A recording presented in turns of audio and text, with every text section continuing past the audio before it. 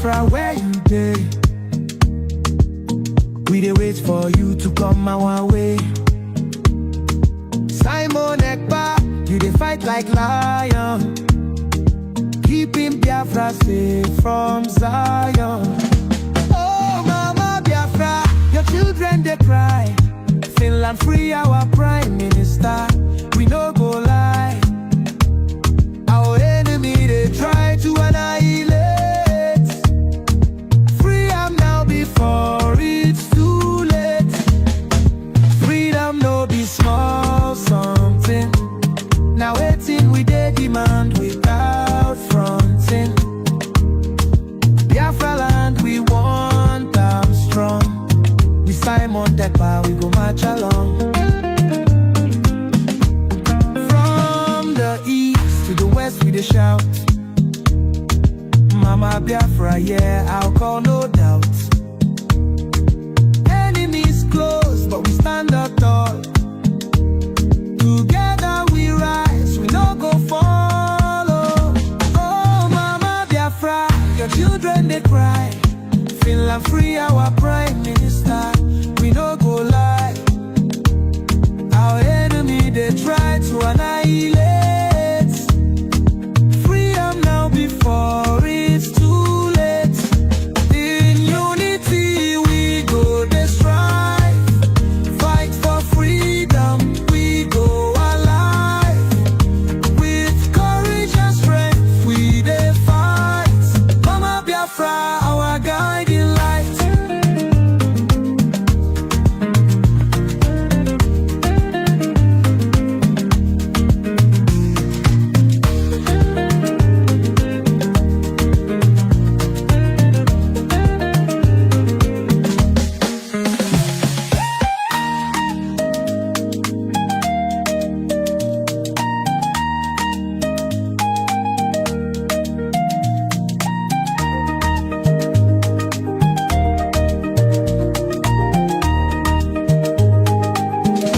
Oh Mama Biafra, your children they cry. Finland free our prime minister, we no go lie. Our enemy they try to annihilate. Free am now before it's too late. Freedom no be small something. Now waiting we dey demand without fronting. Biafra land we want them strong. With Simon Ekpa we go march along. From the east to the west we dey shout, Mama Biafra, yeah, oh I call no doubt. Enemies close but we stand tall. Together we rise, we no go fall.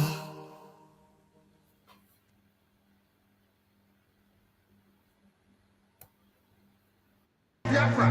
Agitated for Biafra, my right to agitate, my right.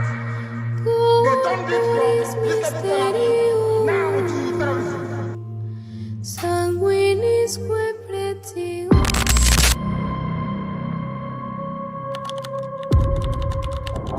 Breaking news reaching us now, the leader of the indigenous people of Biafra, IPOB, Nnamdi Kanu, has been arrested, extradited to Nigeria, and is right now being arraigned at the Federal High Court in Abuja. Kanu is facing charges bordering on treasonable felony instituted against him at the Federal High Court.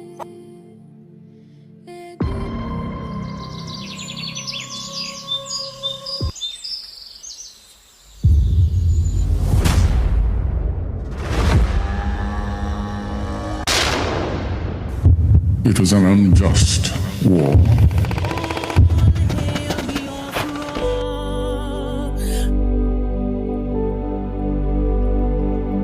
Long ago, in the heart of Biafra, a nation was born from the ashes of war.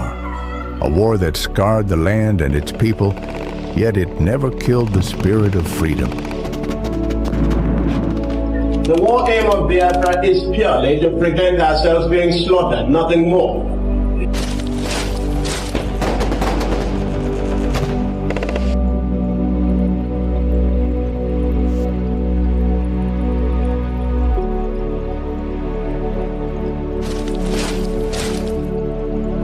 It was in this land, scarred by conflict, that Nnamdi Kanu was born, a son destined to revive the dream of independence for Biafra.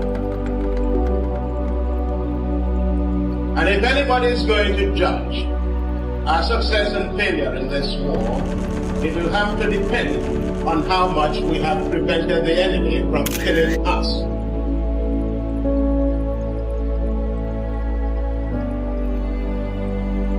Raised with the echoes of his ancestors' struggles, Kanu understood that the wounds of war ran deep in the hearts of his people. The scars from the Biafran War, which ravaged the land and cost countless lives, had never healed. The dream of an independent Biafra, broken but not forgotten, lived on in the hearts of those who survived. It was these voices, these memories, that called him to action.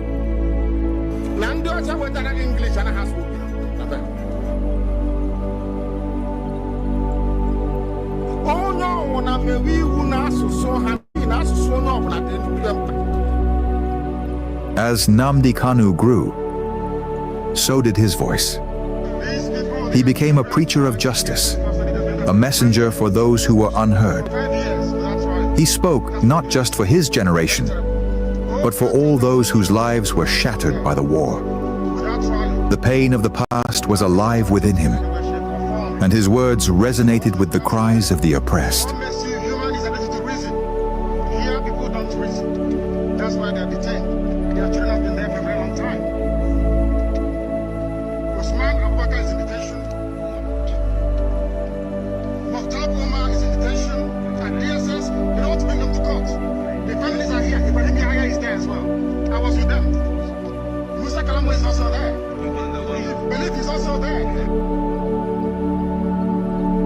But as Kanu's message spread, so did the fear of the establishment.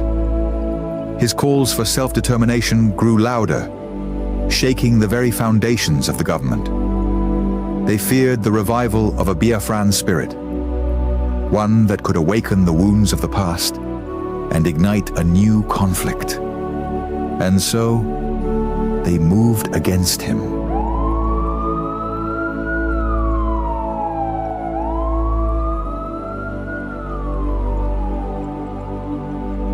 Nnamdi Kanu was arrested, his body captured, but his spirit unbroken. The authorities believed that imprisoning him would extinguish the fire he had started. But they failed to understand the depths of his cause. The pain of the war, the bloodshed of the past, was not something easily forgotten. It was a flame that could never be fully extinguished.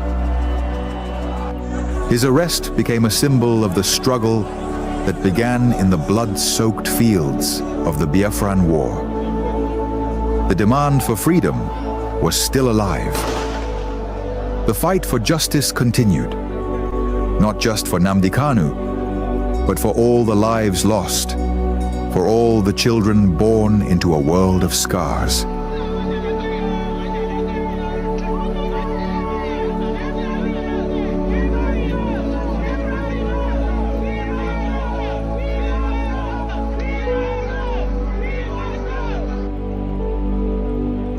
The fight for Biafra is not just his fight. It is the fight of all those who have ever dreamed of a free land.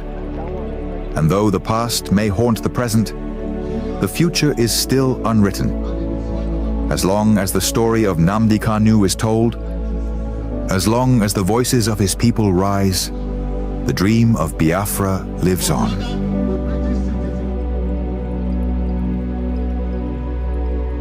Arrested again, again, again, again, again, again, again, and yet again.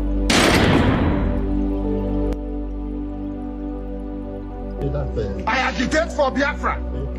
I agitate for Biafra by right to agitate. my rights. They turned it from listable felony now to terrorism.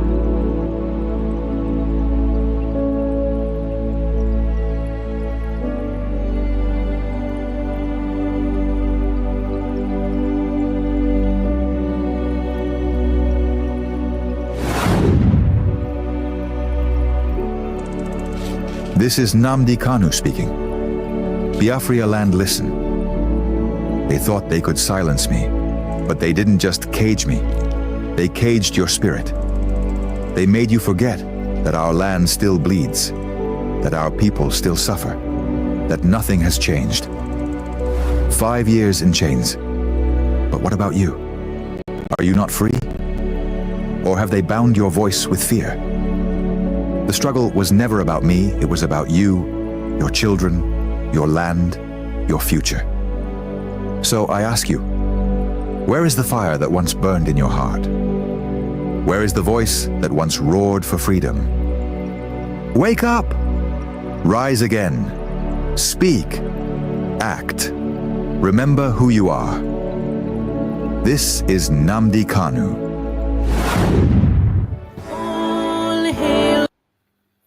Welcome, welcome, welcome. Thank you so much for joining me on this program wherever you are connecting from. I appreciate you immensely and I thank you for being part of this program as always. Wherever you are watching from, please like and share. Make sure you invite somebody to join us on this very great period. This is a very sensitive time, a period you must not allow any information to slip you away. A period you must pay attention to every little information that comes across your way. This is not the time for games. This is not the time for propaganda. This is not the time for laughter. And this is not the time for jokes. Wherever you are and you are watching this program, I urge you in the name of Chukwu Okike Abiama to pay close attention and invite somebody to join. Make sure you like and share this video. It is mandatory for all Biafrans. Make sure you like and share this video if you genuinely want our voice to be heard. If you are working with the United States of Biafra seeking for recognition, you must like and share this video. I want you to pay attention to this bombshell that we're about to release. Let us listen carefully and watch closely what is happening. I would like us to listen to this intro of our coming events and programs that the Biafran government is presenting in order to cement our recognition and our presence in the world. And this will show you that the United States of Biafra government is not a terrorist government. Neither is it done it in the secret. We are doing everything legally according to international law. Hear this. On this day, we gather round to honor the heroes, lest they be forgot by Biafra soldiers. To all Biafrans worldwide, from the Idoma to the Dede, the Igala to the Ogoni, the Ijo to Wanang, Orong to the Ekit, the Ikwere to the Igbo, and all Biafrans, mark your calendar. A historic moment is upon us. On Friday, May 30th, 2025, the United States of Biafra government proudly invites you, all citizens and allies of Biafra, to a 3-in-1 event to mark the Memorial Day of our heroes and heroines at the first. On this day, we gather round to honor the heroes, lest they be forgot by Biafra soldiers. To all Biafrans worldwide, from the Idoma to the Dede, the Igala to the Ogoni, the Ijo to Wanang, Orong to the Ekit, the Ikwere to the Igbo, and all Biafrans, mark your calendar. A historic moment is upon us. On Friday, May 30th, 2025, the United States of Biafra government proudly invites you, all citizens and allies of Biafra, to a 3-in-1 event to mark the Memorial Day of our heroes and heroines at the first ever Biafra Peace Summit and the inauguration of our DC administrative office, a beacon of hope, strength, and unity for all Biafrans. Government, not the citizen, build them. We stand as one, united, in our one love. United, government making us proud every day. Blessed by the people.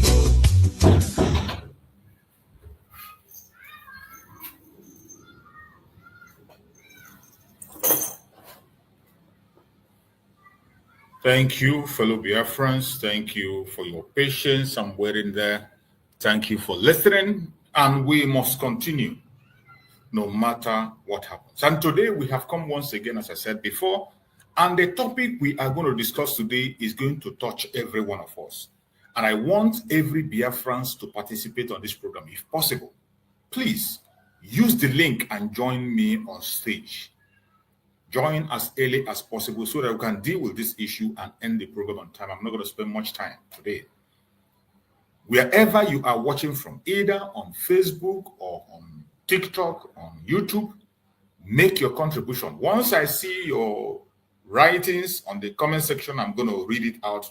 I mean those who are watching from either Facebook or TikTok. If you can't join us live, just write your contribution. I will read it out and we will look into it. And if you are with me on David Harbour channel, please use the link and come in and join us. On today's program, it is going to be very important one. And more especially, it's be addressing the Biafran people, more especially the Biafran people. So my fellow Biafrans, wherever you are watching from, today we have chosen a topic that says, why do you celebrate the pain and failure of your own brother with the enemy? Betrayers end badly. It is a question. Why do you celebrate the pain and failure of your own brother with the enemies? Betrayers end badly. This question came to my heart because of what is happening today. You see, we woke up and we saw a news that is flying right, left, and center, a propaganda news from the evil media that we all know. Every one of us as Biafrans, not just Biafrans, everybody knows that Nigerian media is one of the source of the problem you have in that contraption called Nigeria. Nigerian media is helping both the terrorism in Nigeria and the destruction caused by the government. Nigerian media is helping in one way or the other to make sure that the poverty in Nigeria continues, the failures in Nigeria, the failure of the government continues. The failed democratic system you see in Nigeria is caused by the media. We all know how evil these media people are in Nigeria. They are all bought over.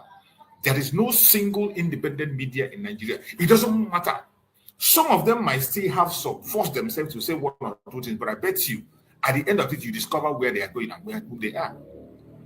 They say certain things to draw your attention. Once you pay attention, that they dish out the evil seed to you that some of you swallow.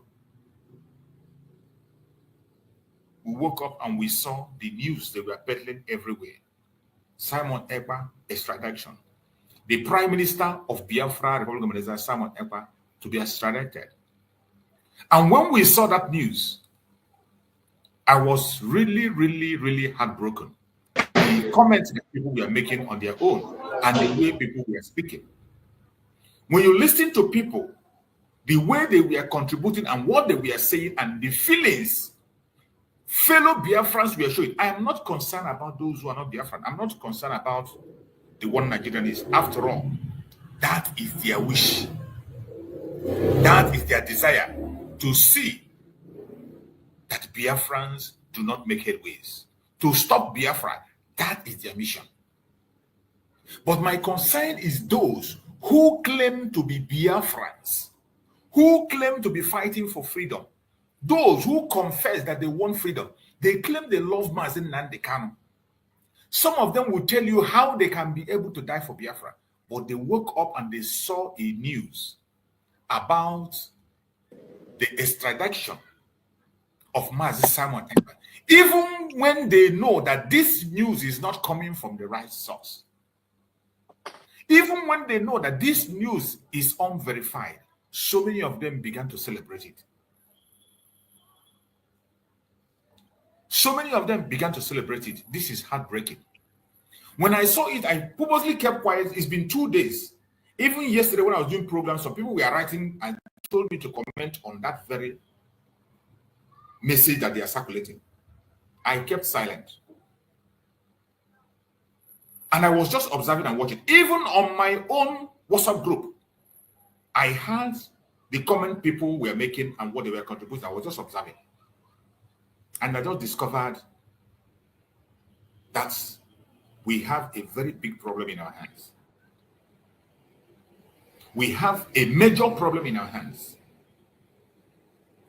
If you look closely, check every platform that was promoting that very thing, that very false news. Every platform that was promoting that unverified news, majority of them are Igbo Biafrans. They were Igbo Biafrans. To be precise, they were Igbo Biafrans celebrating the extradition of their own brother, wishing that their own brother would be extradited.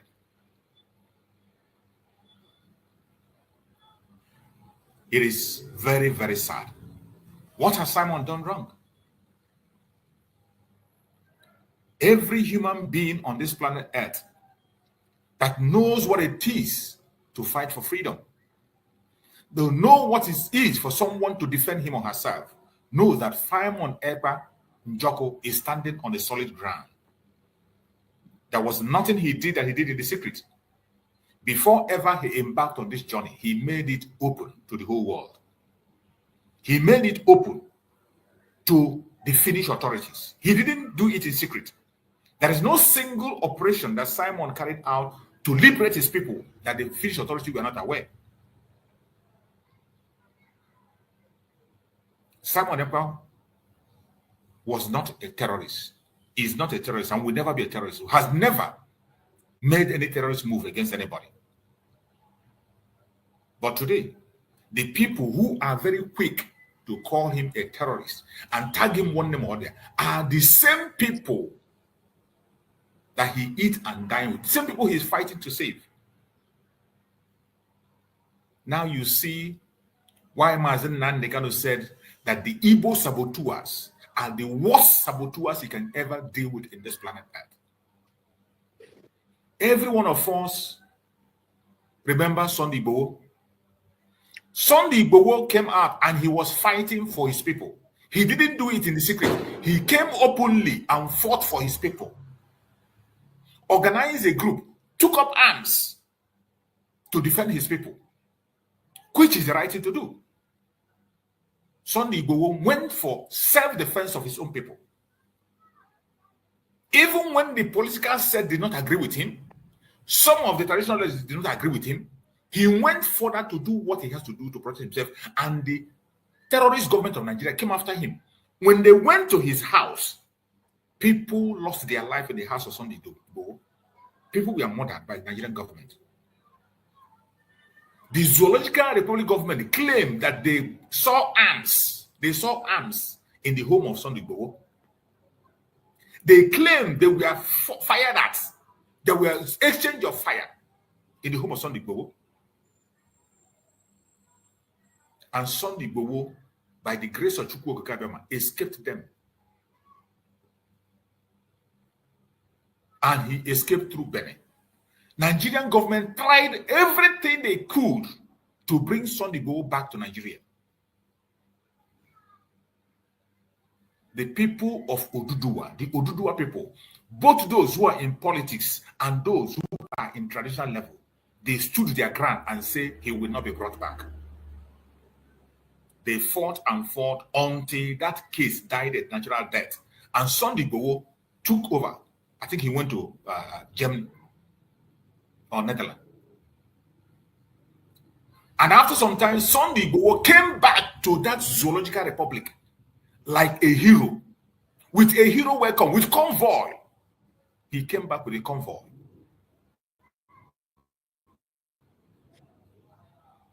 And he did all he has to do and left. Also went to the embassy in the UK. We saw him when he went to submit a letter on behalf of his own people.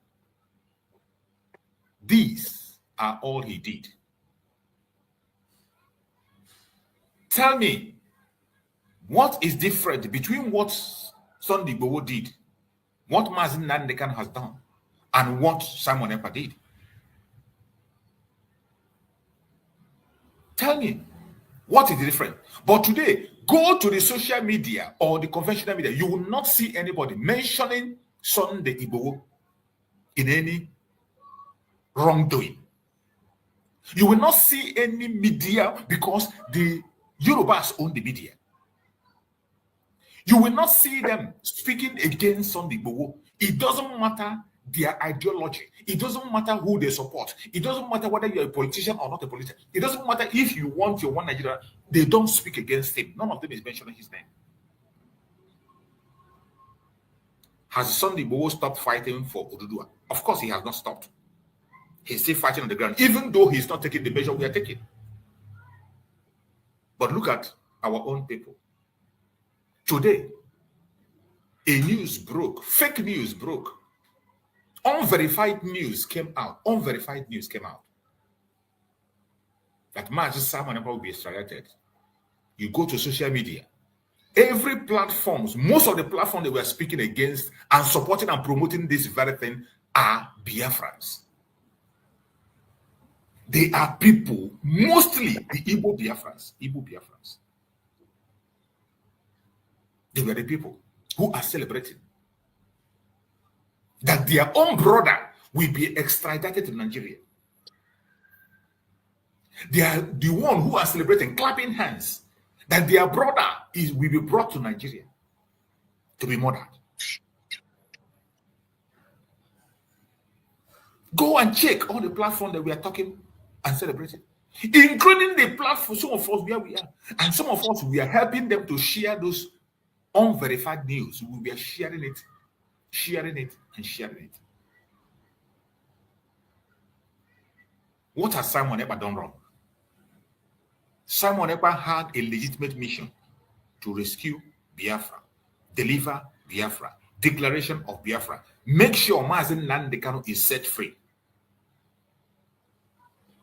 But today, the same people he is fighting on their behalf to be free, they are the people today that are celebrating that he will be extradited.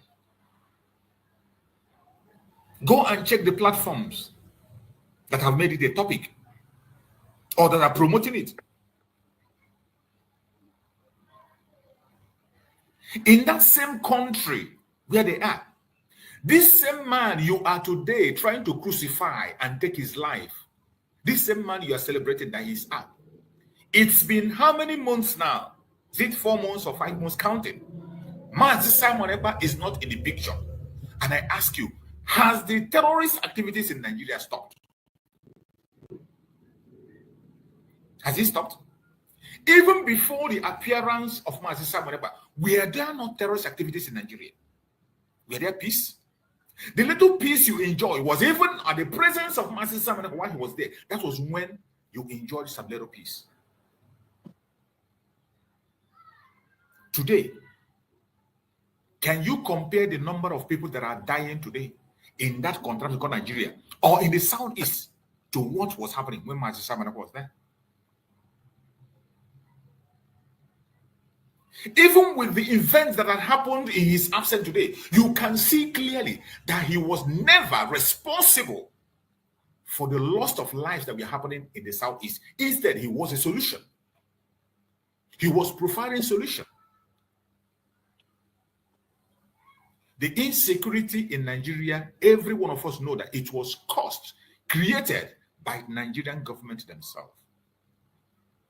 They created it, they made it, and they made sure they destabilized Biafra land.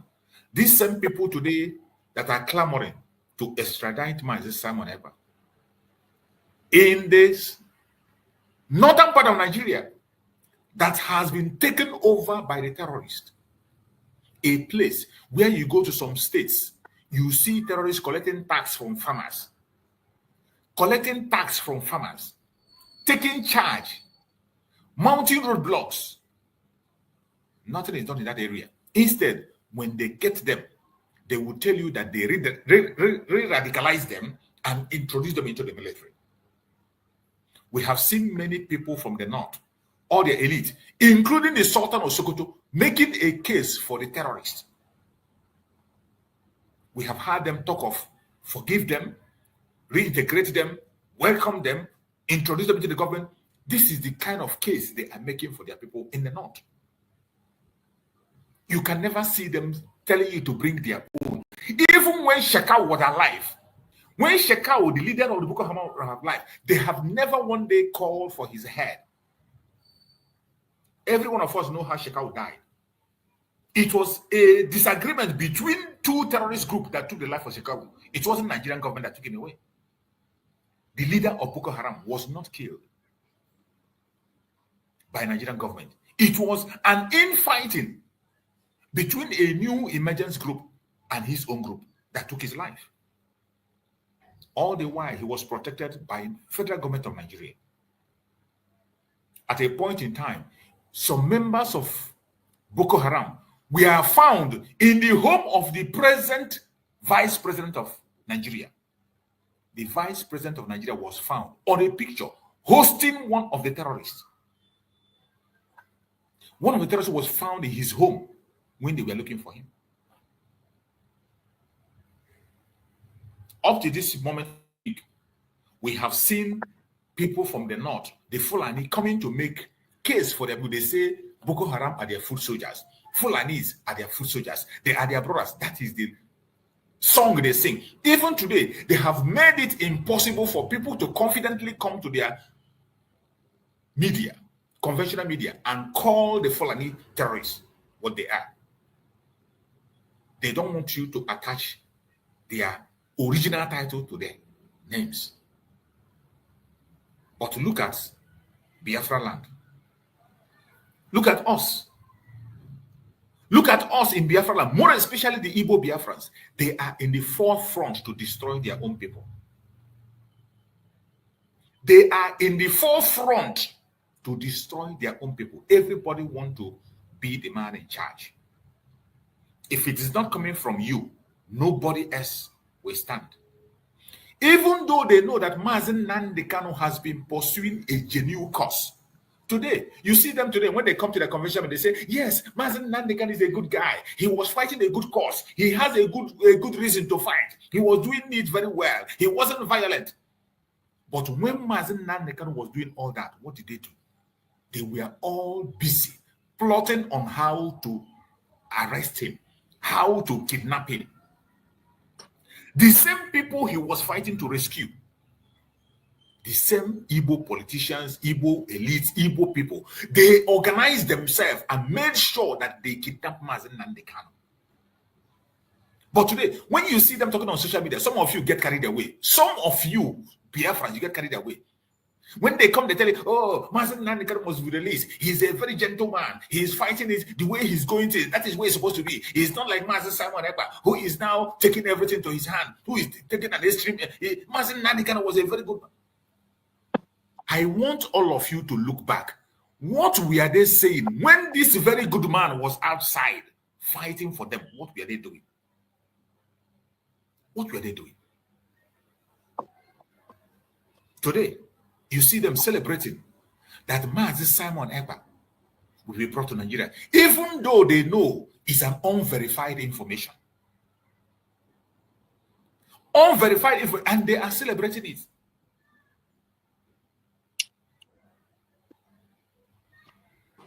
When you kill your heroes, you take away your heroes. Ihe ike ya abịakwa. Ihe ike ya abịa. When you have destroyed your heroes, a time will come, just the way you are remembering Nnamdi Kanu now. He said it every time he said it, every time he said it. A time you come when you will cry. Oh, if it was when Mazi Simon Ekpa is there, he will not be silent. A time will come when you will remember and say, oh, has it been that it is the time Mazi Simon Ekpa is here with us? This will not happen. It is sad. It is sad that we have very dangerous saboteurs among us. And just like Mazi Nnamdi Kanu says, the worst of the worst in the whole world, the Igbo saboteurs.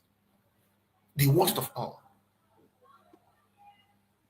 Why do you celebrate the pain of your brother, the failure of your brother? Why do you always celebrate the downfall of your own people instead of elevation of your people? Look at today. Some people derive joy on talking down on Dr. Ngozi Arabweze with information that they know is a complete lie. The person that is telling you that information knows that it's a lie. You that is listening to that information know that it is a lie. And yet, you are there celebrating false information, helping to share it on your platform.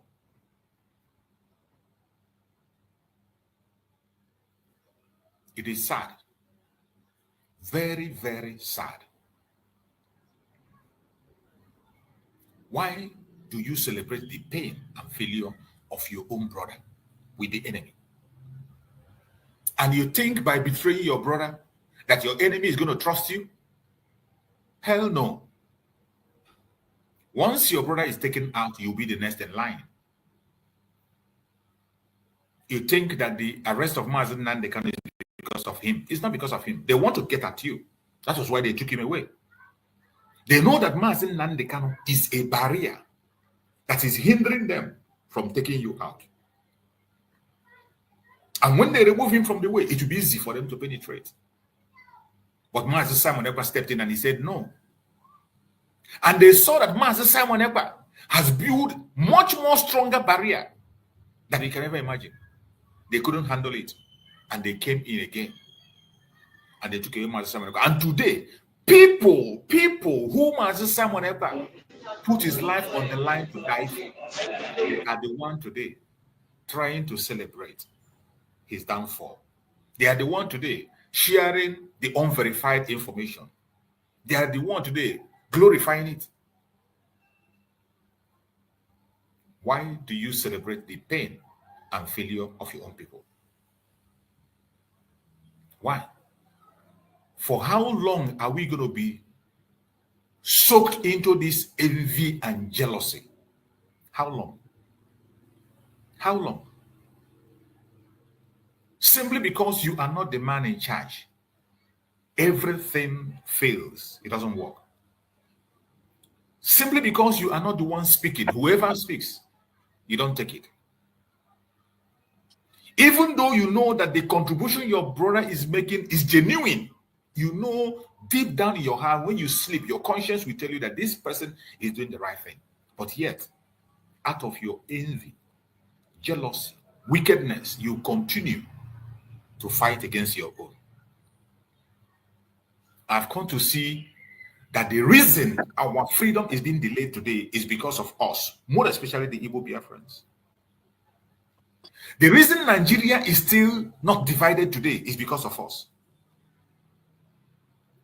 The people that are still holding Nigeria today, that is still standing under that tiny rope, the people that are still holding that tiny rope are Biafrans, Igbo Biafrans, more especially. They are the ones that are holding that rope. They are the one Nigeria you are hearing today. It is because of Igbo Biafra, more especially. And except you are lying to yourself, all you need to do is to look back, look in the southeast and see the role they are playing in their politics, how they play their politics. Those who call themselves elite, go and check and see what they are doing. They are busy defending their enemy. They are building boundary for their enemy. Those who claim to have money, go and see where they are establishing themselves. They are busy making friends with their enemy, and they are ready to take you out as their brother. They are ready to take you out to be relevant in the presence of their enemy. You see those of them who claim to be rich, making a case, securing environment for the enemy, including buying land and dashing out to those who are killing you. And when you talk, they come after you. With the whole atrocities that Fulani has committed in Nigeria, how many Fulanis are in jail today? How many Fulani terrorists are in jail? If you know any or anywhere, please write on the comment section. We will send somebody to go and verify. How many Fulanis are in jail today? How many have been taken out? The Fulani Janjaweed protect themselves up to the military. I saw a video before I came on land. I wish I could see the video where a man was confessing that in the war front, while he was fighting in the war front against the Boko Haram, he was a sniper. I'm going to try to see if I can find that video.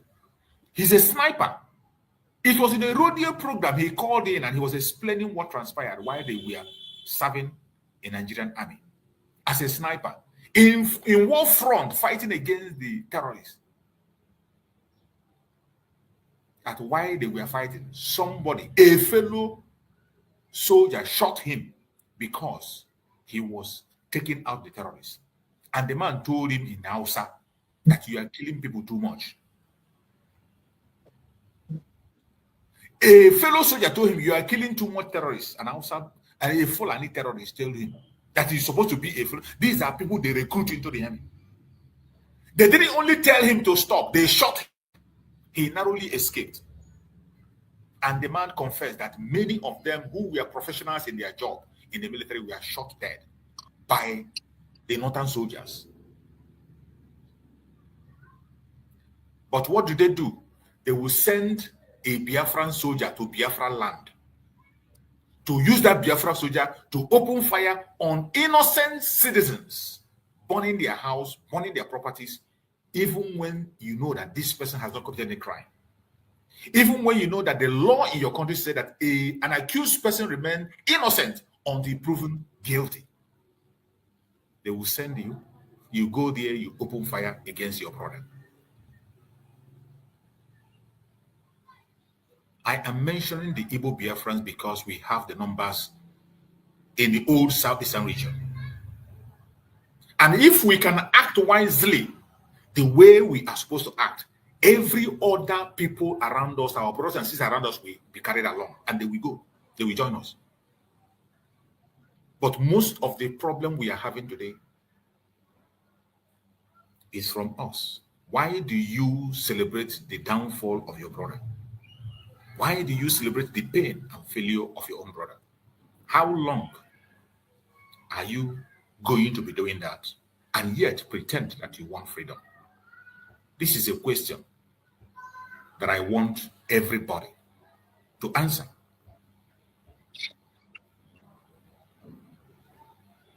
Unverified information about our Prime Minister, Mazi Simon Ekpa.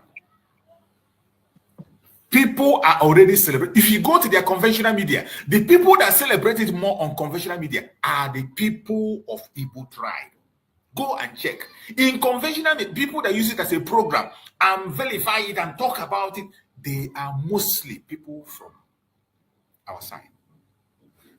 But the other region, they have worst people, they have criminals, they have the real terrorists, they own it and they claim it. They tell you that they are foot soldiers. But your brother that is fighting a genuine cause, you are asking for his extradition, even when you know that that is impossible.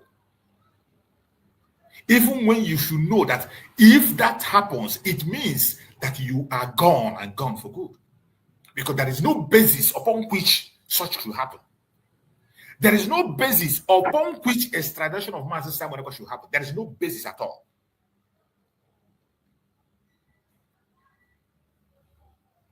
Nigeria record alone Nigeria record alone shows that even if you bring a criminal, you can't extradite that person to Nigeria because the person will never get justice.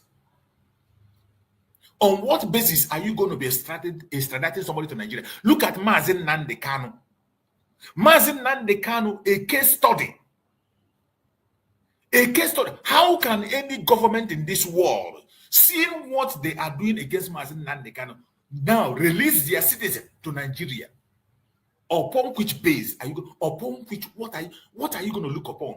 With the human rights record of Nigeria that is zero. The human rights record of Nigeria is completely, absolutely zero. And you know that before such extradition will go on, there will be a court hearing. In the court, your lawyers are going to debate the case. They are going to talk about the case. Someone we're talking about is a Finnish citizen.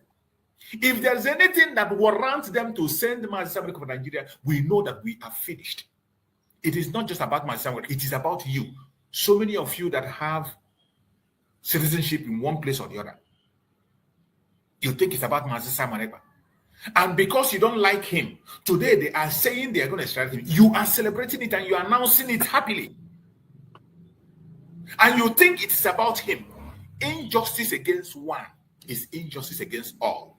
If they decide to carry out this collective conspiracy against the Biafran people, and it starts with your brother, and because you hate your brother, you support this conspiracy against him, you are going to be the next in line. It's just a question of time.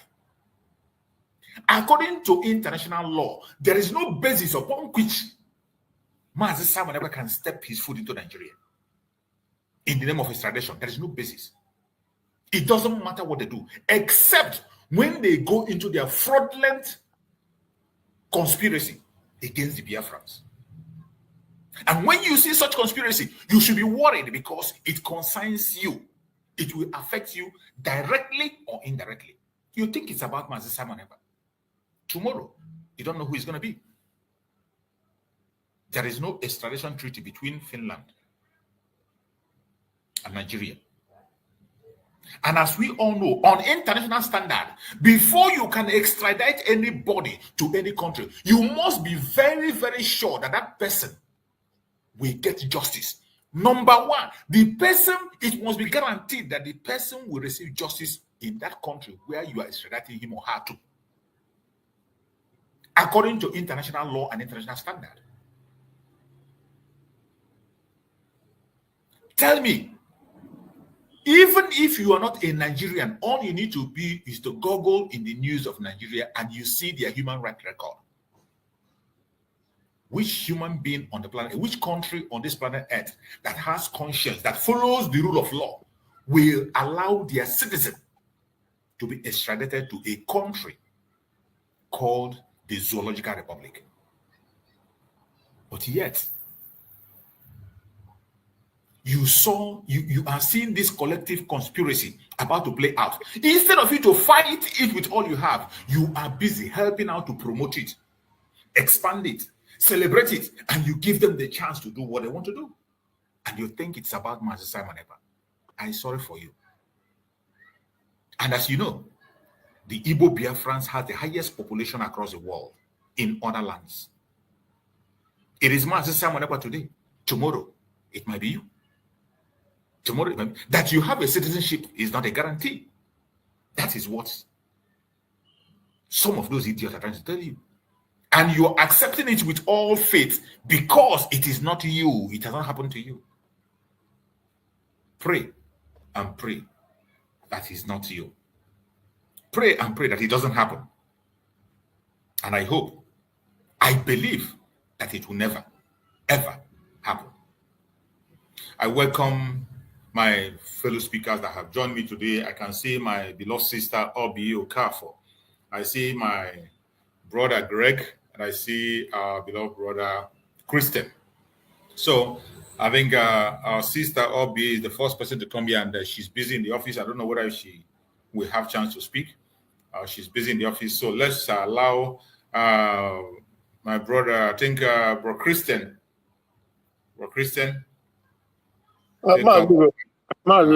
How's it this morning? Bro, Greg will not go on. Go on, bro. Christian, go ahead. Okay, so yes, yesterday when I saw the news all over the place in the zoo, they were all jumping up and down. For me, first thing that comes to my mind was that fake news, just fake news. Then I watched a sneak peek of some channels and YouTube and blah blah blah. At the end of the day, they are trying to kind of, I don't know, the zoo with their stupidity. Maybe they try to make them amuse themselves. That's how I look at it. And because it's all near. I don't know. That would be like, how is that possible? So I don't believe it because the criterion for such acts is it can be, you can't even, is nowhere near, right? So if self-defense, what Simon Ekpa, he fought to defend his people, and self-defense is allowed in any law. And people in the zoo, the Danjumas of this world, they've all been preaching it, self-defense, defend yourself. In fact, Danjuma went ahead to tell not just the Nigerian people, because when he speaks as a former chief of the military, the whole world listened, and they have embassies and consulates in Nigeria, So he told them that you cannot rely on the government. You cannot rely on the military or the police. In other words, that is the government, because the military is the government. He said you cannot rely on them to defend you because they are complicit. They are working together with the terrorist Fulanis. This is his word. He said it repeatedly. So obviously, what exactly the Simon Ekpa did, you ask yourself, self-determination is a right of every persons, and self-defense is equally your right. So these are the things he did, because not just that the terrorists were coming to Biafra to buy the people, to massacre the people, the military were working together with them, and it's obvious. Everybody, when people saw it, it's there on video when the military will come to Biafra land and be shooting indiscriminately. They shoot at anything that moves. The video is there. I think I still have one of the videos. So what other evidence does Finland need to know that you have to defend yourself? You have to do whatever. Well, this about few days ago, these guys in America, Bruce Fernand, we saw them also repeat the same thing, that you have to defend yourself. So Finland is just sad that they managed to crumble under the weight and the pressure from the British. And as we speak now, Soludo is in the UK.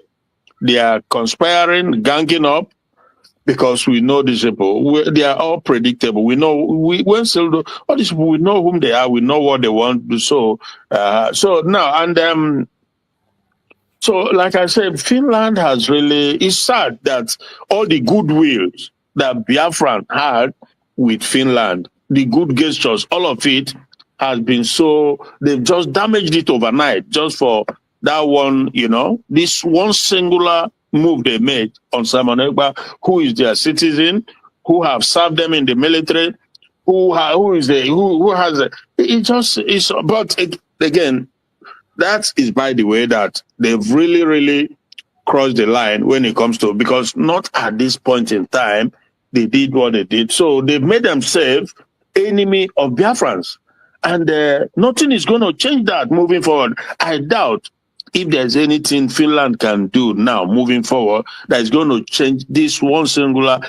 Okay, yeah, there's developed whatever, fine. But at the end of the day, you just never know, because we will never forget. It will be on record what they did at this time. At this very time, Finland, when we needed it the most, when we thought that they were for humanity, when we thought that they understand Biafrans, that was all our, our mindset. This was just all we believe that, that they understand our position. They know that they understand our need to keep ourselves alive, and they just did this. So that takes away every bilateral. It's a total destruction of any bilateral relationship moving forward. In my opinion.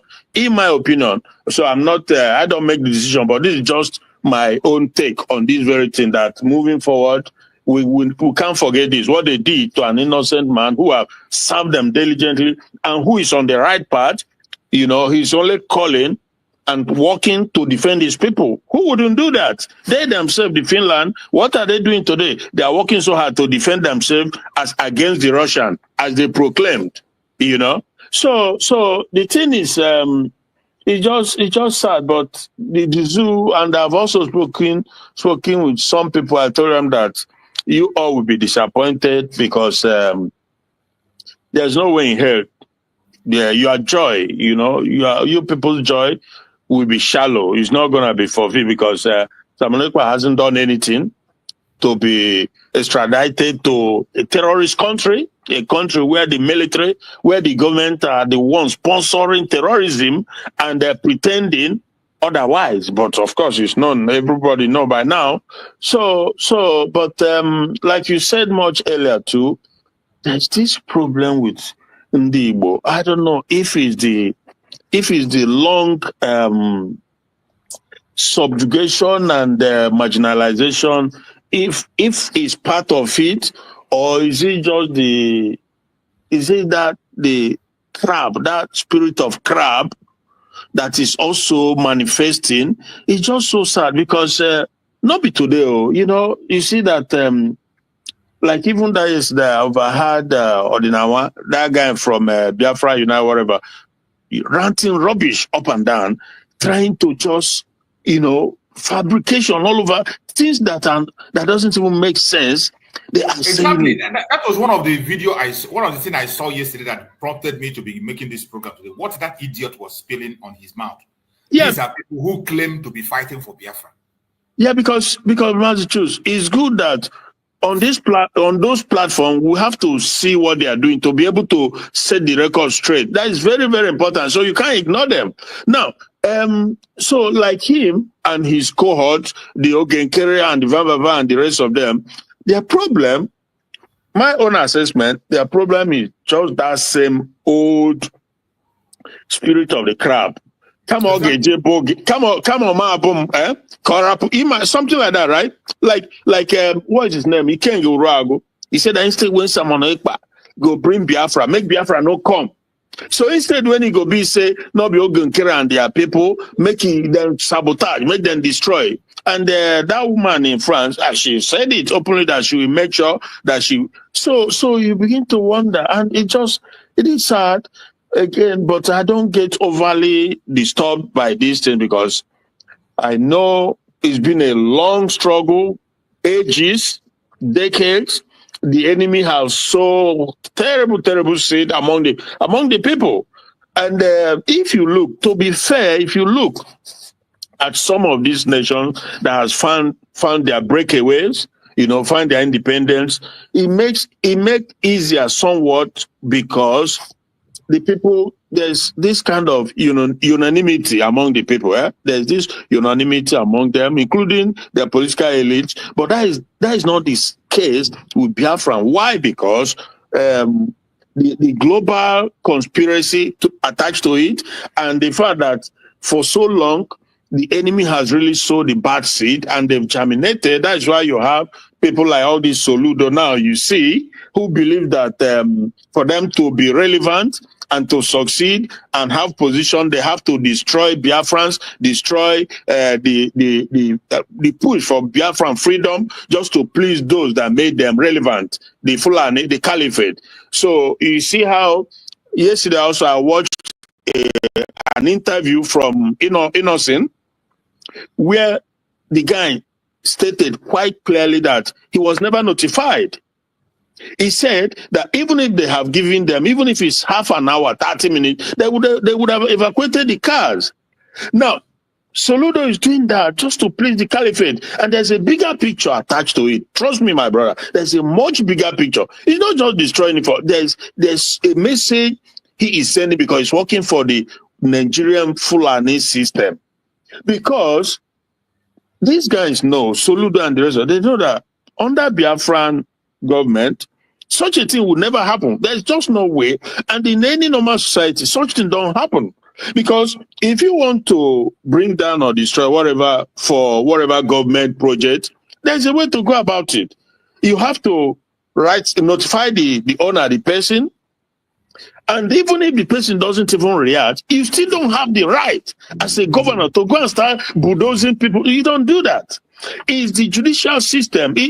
Jesus Christ. Nigeria. Soludo does not have right as a governor to go and be destroying houses. It's the court of law that we declare. Court of law. We pass the papers and serve the person the paper. Once they serve the documents, you have no choice. Exactly. But for you as a governor, you just give an order to go and carry caterpillar and be pulling down. It's unbelievable what goes on. You know, like I always said, the things that happen there, you can't begin to name them, you know, and it can only happen in that evil entity. So, well, again, that is why when I see people who are advocating, who are one Nigerianist, I just see them as they are just as evil as they come. Simple as that, because everything that happens there is opposite of what should happen. So, but even on the interview, the guy, Innocent, he was quite, should I say, friendly or console. You know, I don't know, but okay. So, but I expected him to be angrier, right? But he wasn't. Again, maybe because he understands too how the system works in the zoo, because all of them, they try to play it safe, you know. So, and it was then I learned that Soludo is in London. Okay. So it's incredible. This is why they don't want Biafra. They are fighting like hell. And I'm also not surprised, because I know that they will, these guys, they also know the consequence when Biafra comes, but we cannot give up based off of the fact that they are fighting it, and they are the so-called political elite or whatever. We still can't give in. It's a very terrible thing that has been done from a very long time. That is why it's making it much more difficult to achieve. There's always a division, and given the other angle of what Biafra potentiates, it makes it all the more difficult. I used in the past that I used the saying in the past, you know, that the coming of Biafra will be like a camel going through the eyes of a needle. There's a reason why I make the reference to that, because humanly speaking, it's impossible for a camel to go through the eyes of a needle. But we know that with God, you know, with Chukwuka, it happens, because there's no impossibility in him. And that is why we are seeing everything that even as difficult as it seems now, as up, back and forth, or up and down as it seems now, he is still very much, it's a project that's still in his hand, and it's going to be tough. So that at the end, you will also know that without him, no one individual could have achieved it. I'm telling you the gospel truth. No one individual. He is the one who will be raising men and women. You know, Nnamdi Kanu said it. He said Biafra will come in such a way that no human being will take the glory. The last miracle. He said it will come in such a way that nobody will rise up and say it's because of what I did or what I did not do. Yes. You know, these people also, when I look at countries like Finland now, they are provoking Chukwuka Abiyama to anger. They are like obstacle in his way, and they will be dealt with in due time. This you can mark my word. In due time, he's going to raise a compulsion upon them, because they are trying to hinder his by compromising, by yielding and support. You know, when look, even as we speak now, you can really see they are conspiring to fight Russia. Even though during the Civil War, Russia also, they were able to manipulate. The British were able to manipulate Russia to join them in the genocide against Biafra. So Russia participated, you know, but Somehow they come to the realization that this was wrong. It was clearly wrong. Until this day as we speak, British continue to suppress, to make sure that the genocide against the people through hunger and other mass killing never see the light of day. They use their global influence as member of the P5, you know, to never talk about it at UN or any international body. But you hear about what happened in Rwanda. You hear about the one against the Jew, you know, the Holocaust. You hear about, but there's one that happened majorly in about 3 years, what they did through starvation, which is a serious crime. A serious crime. Using hunger, using food as a weapon against millions of people. But Britain makes sure it's not talked about anywhere. Exactly. As if it never happened. It was just in 1967 here to 1970, but they make sure it doesn't come up anywhere because they know that they are culprits. They are culprit to it. Everybody know what they did. So the thing is, they are all, like I said, they will get their reward. That's for sure. And as for this fake news that they just spread all over the zoo yesterday, they will be put to shame because it's not going to happen eventually. So for Finland to have even kind of hold up Simon Ekpa alone is more than enough damage. They know that is even more than enough damage because it's not supposed to happen. Like 4 to going to 5 months now. On what basis? On basis of lie. They have I think embassy or consulate or whatever it is in Nigeria. They see everything that happens every day. They see everything. They come to Biafra land. They slaughter people. These same Fulani under the watchful eyes of the Nigerian government, they will do nothing. And you are holding a man who was only trying to keep his people alive. It's sad. It's sad, my brother. So yeah, I'm still with you for the time being, bro. Thanks. Thank you so much. Thank you so much for that contribution. For everybody that is watching us and listening, I do not know why anybody will be glorifying the death of his own brother, the downfall of his own brother. And for the record, our Deputy Prime Minister, Dr. Ngozi Orebweze, have made her move and inquiries. And if you see what I'm sharing there, that is the post she made yesterday. And the post says, breaking from Finland. Madam, Finland will not give out any information pertaining to Simon Ekpa to any Nigerian news media. The information being peddled that Simon is to be extradited to Nigeria is false and should be disregarded. Nothing like that. Who wrote it? Dr. Ngozi Orebweze. She wrote it. Yeah, yesterday. Oh, when is that bad? And she made the inquiry. This information that came from Finland. Yeah. Yesterday. Also, so she was told that it's fake news, more or less. Exactly. That is what I just read here. The information that she got is she just posted that she got the information. The information says, Madam, Finland will not give out any information pertaining to Simon Ekpa to any Nigerian news media. Yeah. The information being peddled that Simon Ekpa is to be extradited to Nigeria is false and should be disregarded. Nothing like that. Dr. Ngozi Orebweze, COS, DPM, United States of Biafra. The Zoom media, they purposely push this just to stir up some, but at the end they will put to shame because if it doesn't come to fruition, so what does that make them look like? The people who can, even their chief of army staff is not even allowed to enter Canada. It was denied visa. How shameful is that? Anyway, it's a shameful country with no. Yeah, my brother. Thanks.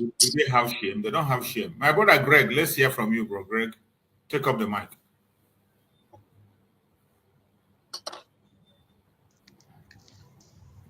Are you there, bro? Yeah. Greg? Yes, I'm here. Good afternoon, Mazichus and Brother Christian and our dying wine. Afternoon, brother.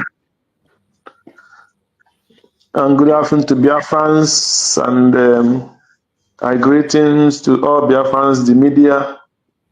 And we continue in the prayer line for our prayer and our Mazen Nnamdi Kanu, our leader. And we'll continue praying for Dr. Ngozi Orebweze's wisdom and protection. That God, in his infinite mercy, we answer the prayer of Biafrans and our labor and our sleepless nights and all the bloodshed in Biafra land will not be in vain. That is my prayer, and I thank God for this topic this afternoon. Yes, the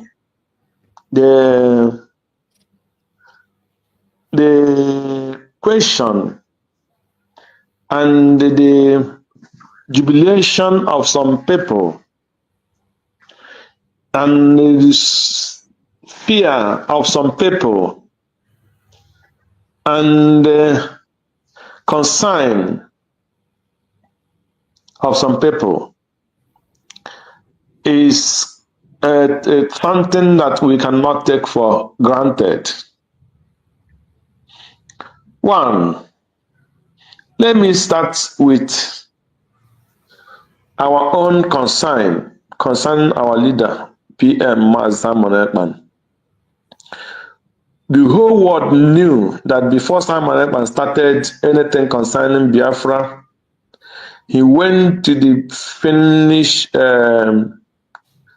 what do you call it, Senate or whatever they are calling their own side, and presented the matter of Biafra before them. He went everywhere that is necessary in Finland and presented the cause and his concern and his ambition to make sure that he liberates his people. So the point I am trying to make is here. I'm not to say that Nigerian government is sleeping. Nigerian government is not sleeping. And in any kind of fake news or any kind of news, there is atom of concern that must be. Because the Finland, for them to ignore everything that has happened in Nigeria, even though starting from one of their journalists that went to Nigeria and all the interviews that our PM and everything they knew, and they still go forward and pick and call and stop our PM from what he's doing and keep him in incarceration, and till this day getting to 6 months. It's over 5 months now. So it gives every person concern. I have concern. So, and that my concern is that Finland, we cannot trust them. Any person that is here that is trying to still have any atom of trust in Finland should completely remove it from his mind. The earlier we face the worst, the earlier we stand to plan for the worst is the best for Biafra government. Why I say this is this.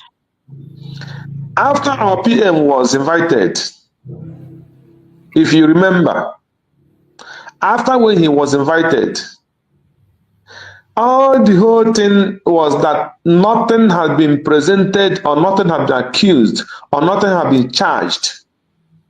But from the same media and from these people in the X, we still heard that our PM will be there in the next, for more than 6 months before he will go to court. And we came out and we debunk it and we find everywhere with the lawyers, they say it was not true. But later, after 3-4 months, those things come to reality. So what I'm trying to say is, the earlier we prepare for the worst is better. If the person that is representing our PM in Finland is not enough, we start looking for our own way to get concrete information. Because why I say this is, we are in this Germany where we live. Sometimes you have a case, and that case, you would think you will be having a case here in Germany, and you will be expecting that the case you will be going to court maybe in 2 months' time. And they will not even know that your case had been judged.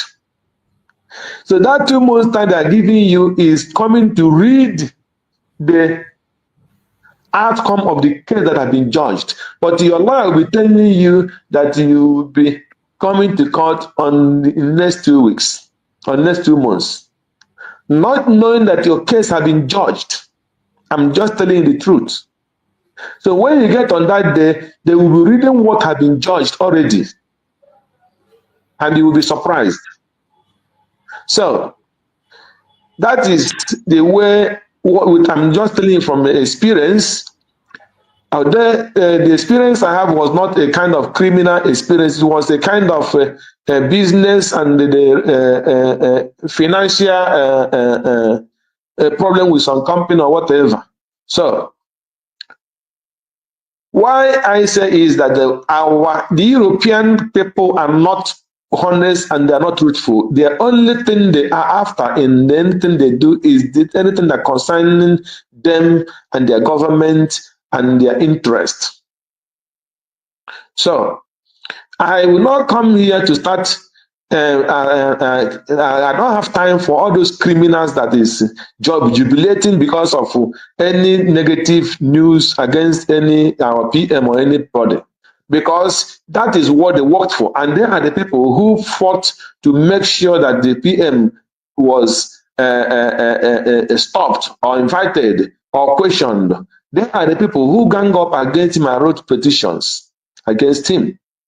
So it is not time to say it's yes or yes. For me, what we should start doing now is to prepare for the worst. To prepare for the worst situation. So we are not going to sit down and looking for when they say we debunk or when they say whether it debunk or not debunk. Because if Finland cannot release information for any Nigerian media or whatever, Finland have foreign office and embassies. So these people have a list of places to get any information they want to get, whether it's correct or whether it's not correct. So that is what I'm trying to, the area I want to come in the first place. So what I urge our government to do is to prepare for the worst. That is the situation. Because when we say it is fake or it's not fake, for me it is not important. What is important is we prepare for the worst. The earlier is the better we prepare for the worst. So anything we can do, we don't have anything to take anything for granted. It doesn't matter whether it's... Hold on, my brother, before you continue on that your line of thought. Let anybody not think that the government is not doing anything. The government is not waiting on anybody, neither is the government hoping for getting information from any Nigerian media or whatever. Yeah. The government of Biafra have their procedure and protocols on how to get their informations. And they give Biafrans the informations they need to hear and need to know. It is not everything that the government knows about that they will come and announce to the Biafran people. Exactly. There are certain people that cannot handle some certain informations. And besides, never ever expect the government to talk the way Nigerian media will talk or say things the Nigerian media will say. They have their procedures and protocols on how to get information, and they give the public, the Biafran people, the message they need to have. That is why we always urge Biafran people. We have platforms where you can get information that has to do with the Biafran people if you want to get facts. Those information, there are some information that we pass to weaken you. Some are to scare you. Some are to discourage you. The government will give you the information you need to know. Don't think that the government is on top of the game and they are getting every possible information they need to have. Except it is the one when Finland government decide to make an information classified for themselves, there is nothing you can do to break it. You can try for all you care until when they decide to declassify it. But for every information, there is no way any information will come out without the government of Biafra. They are aware of it. And Biafrans will know the things they are supposed to know. And you keep in mind, Simon Ekpa, the PM is not ignorant of the law. You have to keep that in mind too. Absolutely, absolutely. He studied, he understands international law. So you're not dealing with some random Biafran agitator here. No. So let's just, that is the situation. So thanks. He's a man who read masters, he had masters in international law. And many of us are forgetting about that. Go ahead, Greg. Yeah, thank you so much, Maz Choose. What you're saying is 100% correct. And I believe that government is on top of this thing. What I'm trying to say is we cannot trust the Finland, neither Europe, and we must prepare for the worst. So I'm not trying to say that government is not on top of or not getting the real information. That is perfect. But because of the situation of the people we are dealing with, what we are fighting is this. We have a home problem. We have a home problem. Because the worst thing that can happen to a man is when you are fighting, when they are pursuing you and your house that where you're supposed to run and take refuge is the house that is trying to tell the people where you are. They even lie against you to make sure that they kill you, that you will not even come to the house to take refuge. Because our problem is not the Fulani. Our problem is not the Yoruba. Our problem are the Igbo people, the Biafrans, the Biafra people, starting from anything that calls itself Biafra, and those people that represent them as in Nigerian government are our problem. That is what I'm trying to say. Because these people we are dealing with are evil. And the people, the Europeans, whom we are in their land, residing in their land, in fighting this freedom, we cannot trust them. That is the area I'm coming. That is the area I'm trying to. So whatever we are trying to do, we will not give our body to these people. They are not for us. Because if these people are for us, you cannot tell me that somebody is coming up to say Ibrahim Taura is selling gold for his people and to protect himself and government. And they have not bring any media or any evidence of where this man is killing the Burkina Faso people. There have not been any evidence of any kind of, even though he's a military, they have not been shown any evidence of inhuman treatment to his people or as Nigerians that have been killing their people for all this while. There have been evidence of human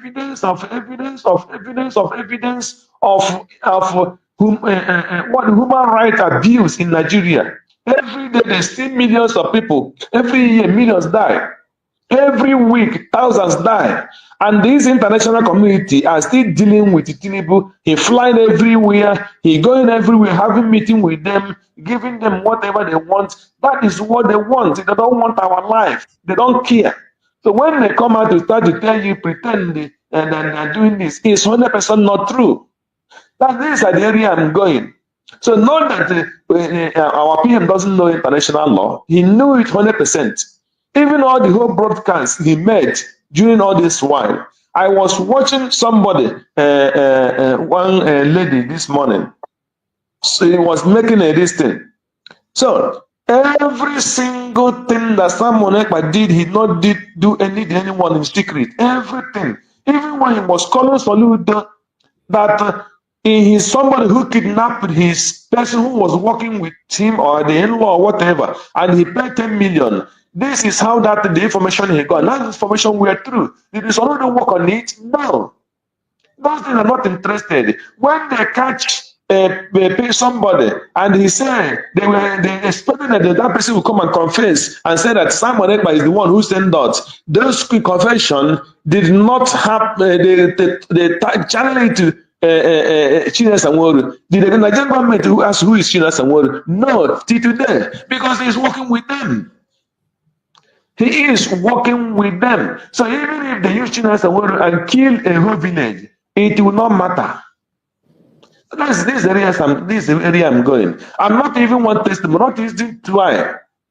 And even when he make a comment that Simon Ekman is shouting water, I will not, when he is not even the person who is doing it, they are the people who are acting it, and he come out and use it as evidence. Did Nigerian government not hear all those things? So if Nigerian government can hear that it's making noise in media, why didn't they hear all those evidences he was giving to them for them to use it and act? Because those people were working with the government of Nigeria, killing people, and that is what they were assigned to do.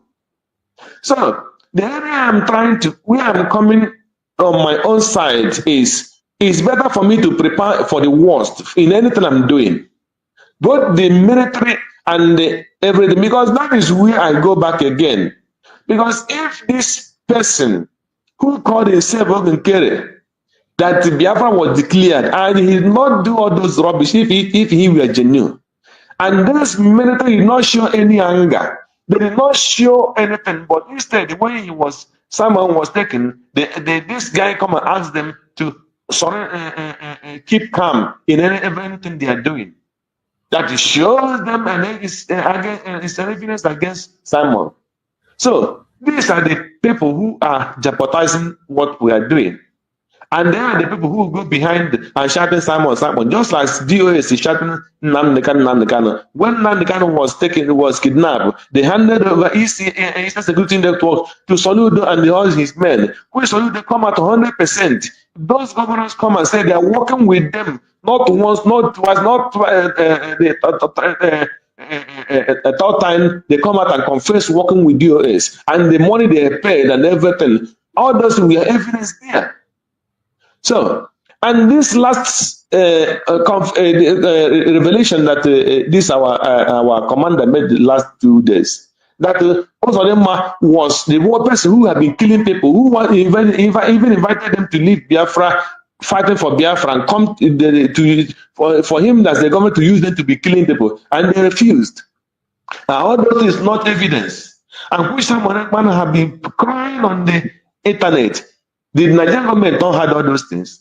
The international community not had all those things, but they still went and did what they did. So what I'm trying to do is we have to prepare for the worst. That is my own message. I know that this thing might be fake news, yes, but still we must prepare for the worst. That is my area. I submit for this minute. I will come back. Thank you. Thank you so much, my brother. I appreciate you for that, your elaboration. I appreciate you. And every Biafrans that is watching, ask yourself that question. What role are you playing in this restoration of Biafra? More especially the Igbo Biafrans. I continue to mention Igbo Biafrans because they are the majority. And where you have the majority, that is still where you have the majority of the saboteurs. Yeah. That is where you have the majority of saboteurs. So majority is not just in every ramification. That is where, even in the contribution, that is where you have the majority. In everything, in majority, those who are fighting for the freedom is majority. Where you have the saboteurs, they are still in the majority there. So that is why when we talk, we mention that very back. It is very, very important that we talk about it. And as you are listening, you begin to ask yourself, what role are you playing? Those of you who are celebrating the extradition of Master Simon Ekpa, if you are watching now, you come across this video, you ask yourself, what do you stand to gain? Even if at the end of the day tomorrow you find out that now Simon Ekpa is in Nigeria, what about you? What happens to you next? When the protocol have been broken just to destroy your own brother, when you are seeing a collective global conspiracy against your people, you are not worried because it doesn't concern you. And you have forgotten that injustice against one is injustice against all. Just like the situation of Nnamdi Kanu. So many people in Nigeria today, they think it's just about Nnamdi Kanu. They are changing the process of the course because of Nnamdi Kanu. Changing their law, they say obeying their law because of Nnamdi Kanu. And they don't know that they are laying precedents for the future. You think it's just about Nnamdi Kanu. There are so many Biafrans today living abroad who have citizenship in one country or the other. You have citizenship in one country or the other. Knowing the human rights record of Nigeria, no country in this planet Earth, not even Ghana, will extradite their citizens to Nigeria to face the law. In a country that you know that the injustice is the order of the day. and you are seeing a collective conspiracy, you heard about it, you are not outraged. You didn't cry out. Instead, you are celebrating. And the worst is that you that is celebrating, you are still abroad, holding somebody's citizenship. Anything can happen tomorrow. Massachusetts, do you know that David Yonde, we talked about yesterday, Yeah. Nigeria, he was in Ghana. He ran from Nigeria to Ghana. He was wanted so badly by Buhari regime, leading up to Tinubu's regime. Then they put in request to extradite him from Ghana to Nigeria. The Ghanaian government refused. Are you aware of that? You can imagine. Because they said that he was engaged in espionage, sort of. So the Nigerian government, leading up to Tinubu, because Tinubu and Buhari, they are just on the same trajectory. Tinubu worked so hard for Ghana to hand him over. Ghanaian government said no. Instead, they gave him a visa to leave the country and come to Western world, where he is today. Now, you can't tell me, say, if Ghana Bear, can do that, Finland, no, forget it. Hey, look, I told a guy, I will bet money that I don't even want to, because it's needless. Nothing like that. If there is any crime, the Finland government feel like he has committed with a provable evidence, because there's none, as a matter of fact. But if there is, and they have a provable evidence, then they can pass judgment over there, but not to hand him over, to hand him. It is over there. Of course, he will be in Finland there because he is a citizen, he lives there, not to hand him over to, apart from just handing over to a terrorist country that has no rule of law, does not respect the law of even their own law, they don't respect it. You know how many people, hundreds of innocent Nigerians protesting at NSA that they slaughtered, dumped their, till today, nobody is held accountable. That is the country you want to, that don't have, forget it, just forget it. This propaganda. Now, we still have to keep on doing what we are doing, but Finland is not going to do that, because that would be crime against humanity. Nobody does that. Not even in that Germany that this brother now, what is his name? This brother, I can't even see, let me see his name. Oh, Greg. That Germany there, there's this Godo Biafran guy. He lives in Germany there. You know, they are trying also to extradite him because he have a court case there with the Oba of Benin, right? Yeah. So they are working so hard for him to be extradited. But the German government said, no, it's not going to happen. This guy, I'm telling you, he's always on YouTube. He has his own platform. I know the guy you're talking about. Ogiso or something like that, Godo brother. Because he's advocating for self-determination in his own right, because he believed that they are being subjugated, they are being enslaved in that region too. And these are Godo Biafrans, so they want to have the autonomy. When Biafra comes, they will have their own autonomy. They rule and govern themselves, free from oppression, free from enslavement and marginalization. So this is what everybody wants. People want to be free. Bill Clinton said it. He said few years back, Clinton came to the realization, that people no longer want to be governed by law that is against them. People want to be able to govern themselves. This is what Clinton said. So obviously, nobody should get it twisted, you know. It's tough. We know it's tough. It's hard, but we get there. When and how, I cannot tell you categorically, but we get there because what we are fighting for is just. So that is the situation, my brother. Thanks so much. Thank you so much. Thank you so much. And again, in reference to one of the videos I saw, which my brother here spoke about, one clown came out and he was addressing Ngozi Orabueze army. Ngozi Orabueze army. We are doing so. They were attacking, and when I just heard that Ngozi Orabueze army, I didn't even bother to listen. I just saw the capture. I didn't want to touch it at all. Exactly. I saw it once I saw it on my platform, I deleted it and I removed it. Ordinary. You see how idiotic some people can. You see propaganda. The same propaganda they pushed against our Prime Minister, Simon Ekpa Army. What we have is the Liberation Army of Biafra. And their protocol and procedure of doing things is spelled out. The same propaganda, that was what they were, when something happened, the DOS will say, someone help our boys. Someone help our boys. Today, another idiot have come out again to begin to talk about Ngozi Oraboye's army. I had it yesterday. You just imagine. Another idiot has just come out. And some of our Biafra people are sharing it. They are sharing it. Fellow Biafrans are sharing that nonsense. You see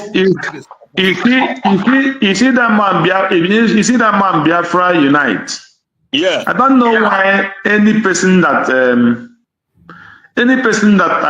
my mind it never accepted from the one. At the end of the day, that person will definitely show.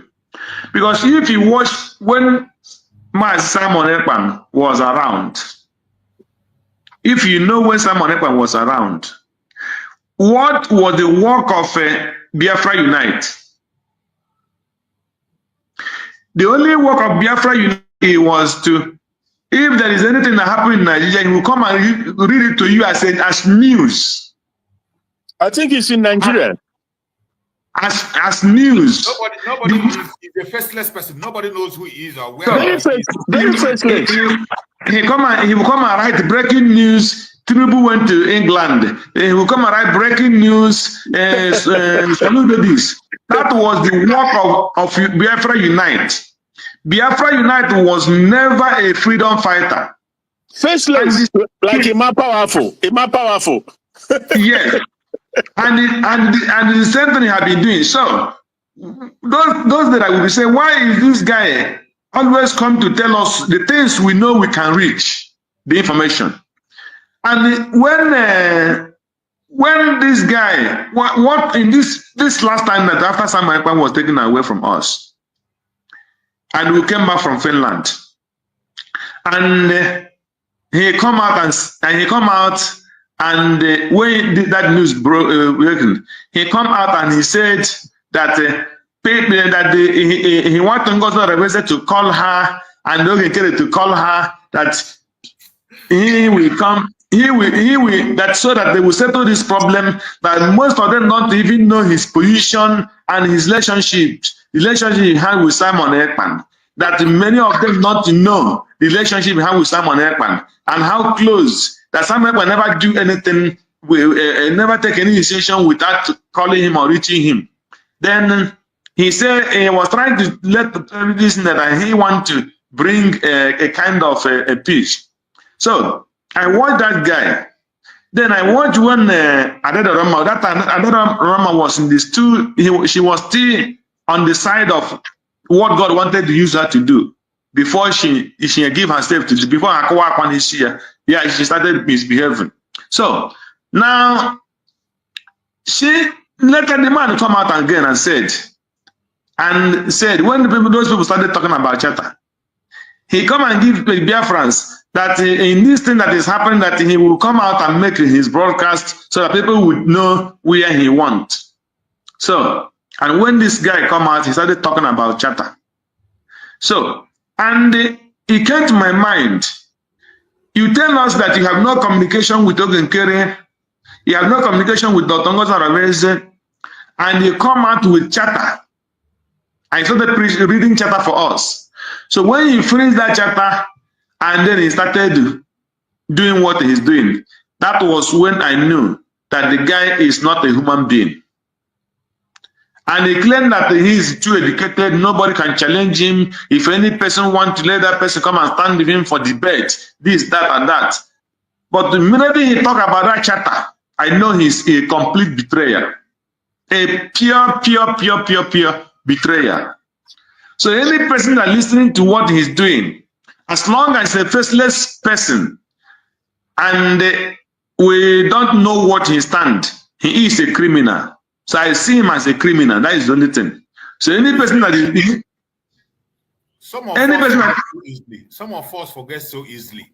This same idiot was one of the people that joined Nelly to fight against Master Simon Ekpa.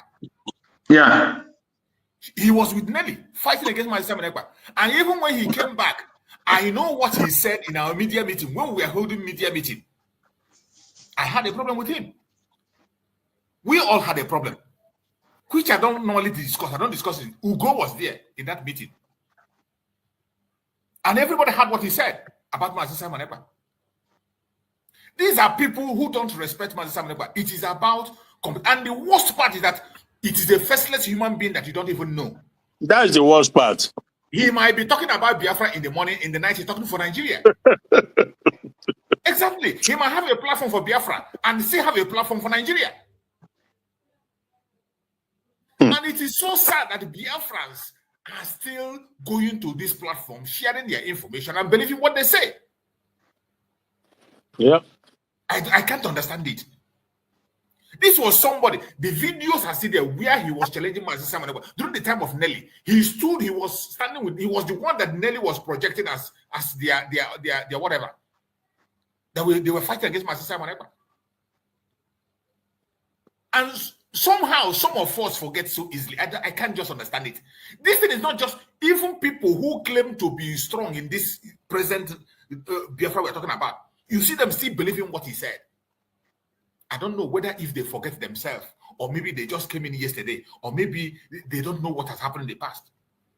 But some of us who have been paying attention, that is what, from the time of Nnamdi Kanu, I started paying attention, close attention to events from 2015 when Nnamdi Kanu was kidnapped. From then, there is no event that happened within that. If you are an agitator or you're talking about Biafra from 2015 to date, if I don't know about you, that means you don't exist. Because I've been in the media. Even as an independent media, and now that I'm in the government. There are so many information. So many of them I have had a program with them. So many of them I have sat in a program with them. Some of them I have spoken to them privately. But my work here is not to come and bring somebody and begin to talk about him and begin to castigate him. I don't do that in my program. I focus on the issue that matters. My freedom. And when you are speaking about something that is going to affect my freedom, that is when I come for you.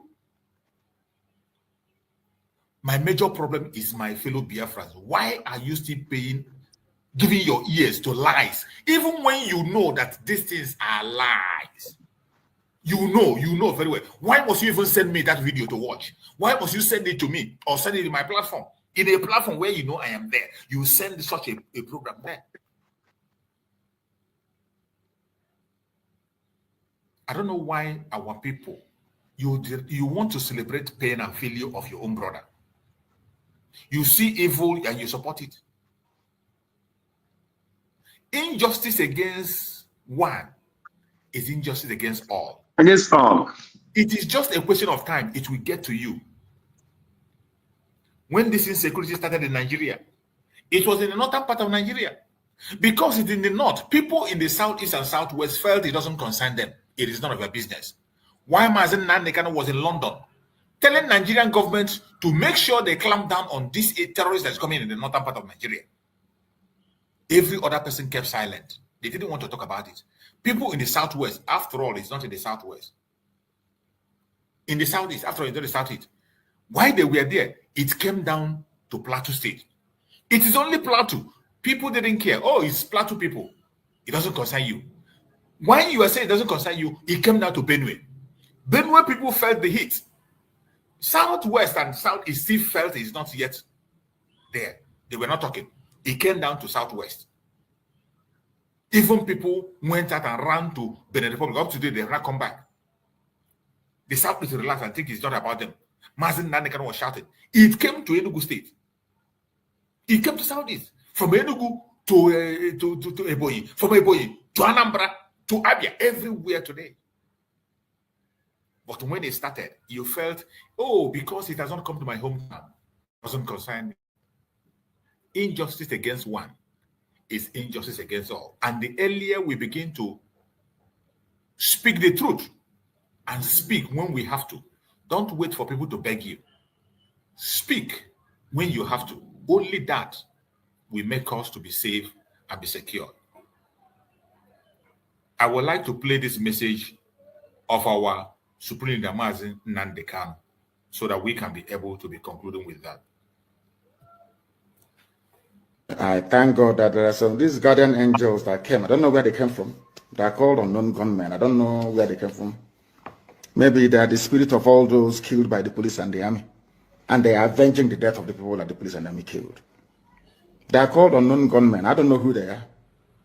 I don't know where they come from. But they are fighting for the poor. They are like Robin Hood, but in this case, they are not robbing the poor, the rich to pay the poor, no. They are robbing the criminals, the murderers of their own lives. Murderers in the police and the army. People don't know what is coming, do they? They have no idea. I feel sorry for the zoo. They have no idea. Any day that all of you gang up to support your one Nigeria garbage, the more you're digging your collective graves. Nigeria can never ever be fixed. It's broken beyond repair. Can never be fixed. Look at Sultan of Sokoto talking rubbish. This spiritual leader, whatever rubbish he is of the zoo. Sultan of Sokoto, that he was in the army. That war is not good. But you Fulanis are the ones living war on everybody. You took over the whole of Plateau. You came down into Benue. Your people were at also one, massacring people. Then you never talked about war. As soon as we rose up and said enough is enough, now this war language starts to come into your lips. Do you think we are foolish? Do you think we are... Go and bring all the BBCs of this world, every propagandist for neocolonialists, gang them, bring them together against Biafra agitation. You're wasting your time. Bring them against ESN, you're wasting your time. Arrest all you like.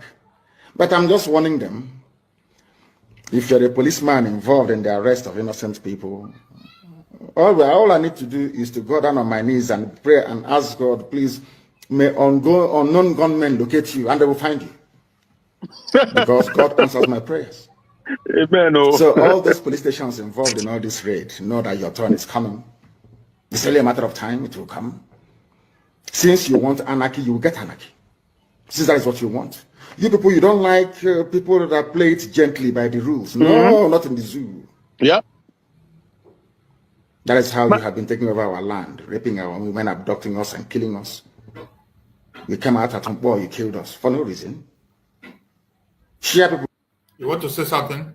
Yeah, Mazi, Nnamdi Kanu just made, he just commented on the Sultan, who, when he was talking about, there's something he said there. Well, they're just, because most of the people now, Danjuma and the EFCC, I suppose, or DSS or whatever, they are telling people to defend themselves. They should get gun, get arm, whatever it is, defend yourself. Then the one Fulani governor just came out recently, a couple of days ago, to say that if you're asking people to defend themselves, to arm themselves, that will create anarchy. Oh, really? So they should not arm themselves so that your people, Fulani terrorists, can come and slaughter them. Then there is no anarchy. They've been slaughtering people in the country for years now. You don't see that as anarchy. That is exactly what Nnamdi Kanu, well, this is some years now that he was saying it, because this is what they do. I don't know why they do that. People are trying to defend themselves. Now you are talking about anarchy. But so when you are creating anarchy, what do you expect? So they should just fold their hand, because this is, oh my goodness, even the government, they will come, take up the arms from, disarm the people, collect all their arms, just to make it easier for these Fulanis, to soft landing. It's crazy. It's crazy. The highest problem we have is that the Igbos are not clever. God gave them talent in business clever, but the natural intelligence, they don't have it. And when God give you gift of making wealth, doesn't mean a fool can make wealth. A fool can make money, and a fool can as well lose money. Why I tell you that they are not intelligent enough in anyhow.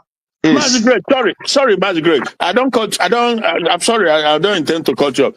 You could be right. Even me, I don't have an answer to that question. Why do I say that? Because from the inception, Ndibo has been showing this behavior that I cannot understand. Nnamdi Azikiwe is an Igbo man, right? But all his steps, he just, portray that of either a Situa or self-serving, stuff like that. So where is the sense? That is not the behavior of somebody. It's not because Awolowo is very, very tribalistic. It's about preserving his people, whatever it takes. And that's why he called Nigeria a mere geographical expression. He says it's not a country. Azikiwe is telling them that let us forget about the thing that divides us, but rubbish. Now, follow up to some other people like all these other, even when they're highly academically excel, still they behave strange. So I don't know why is that, my brother. So sorry to cut you, but that is just the situation. I have no answer really why Ndibo, they are so blessed in terms of making money, stuff like that. But this sense of preservation doesn't seem to be there, or collectively it's not there. Thanks. So what am I trying to say is this. You have gone back to the time of Nnamdi Kanu. I don't want to go back to that extent. I want to start from the level from Wazirike to Nnamdi Kanu and to Simon Ekpa.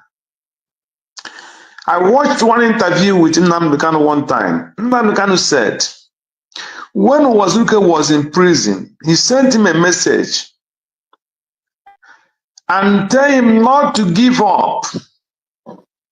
Let him not surrender. Let him not give up. And he failed. And again, when he met him for them to open Radio Biafra, when they opened the Radio Biafra, Wazirike did not follow it up.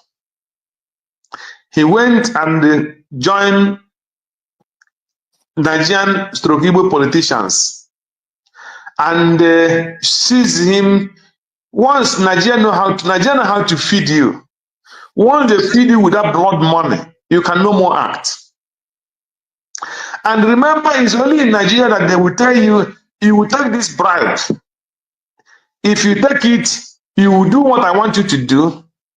Or if you don't take it, you must still do what I want you to do. So you better take this bribe and do what I ask you to do. It's only in Nigeria that government can use it to rig election, or a powerful individual can tell you that this money I'm giving you, you must take it. Whether you accept it, you must do what I want you to do. Or if you not accept it, you must still do what I want you to do. So you better take that money.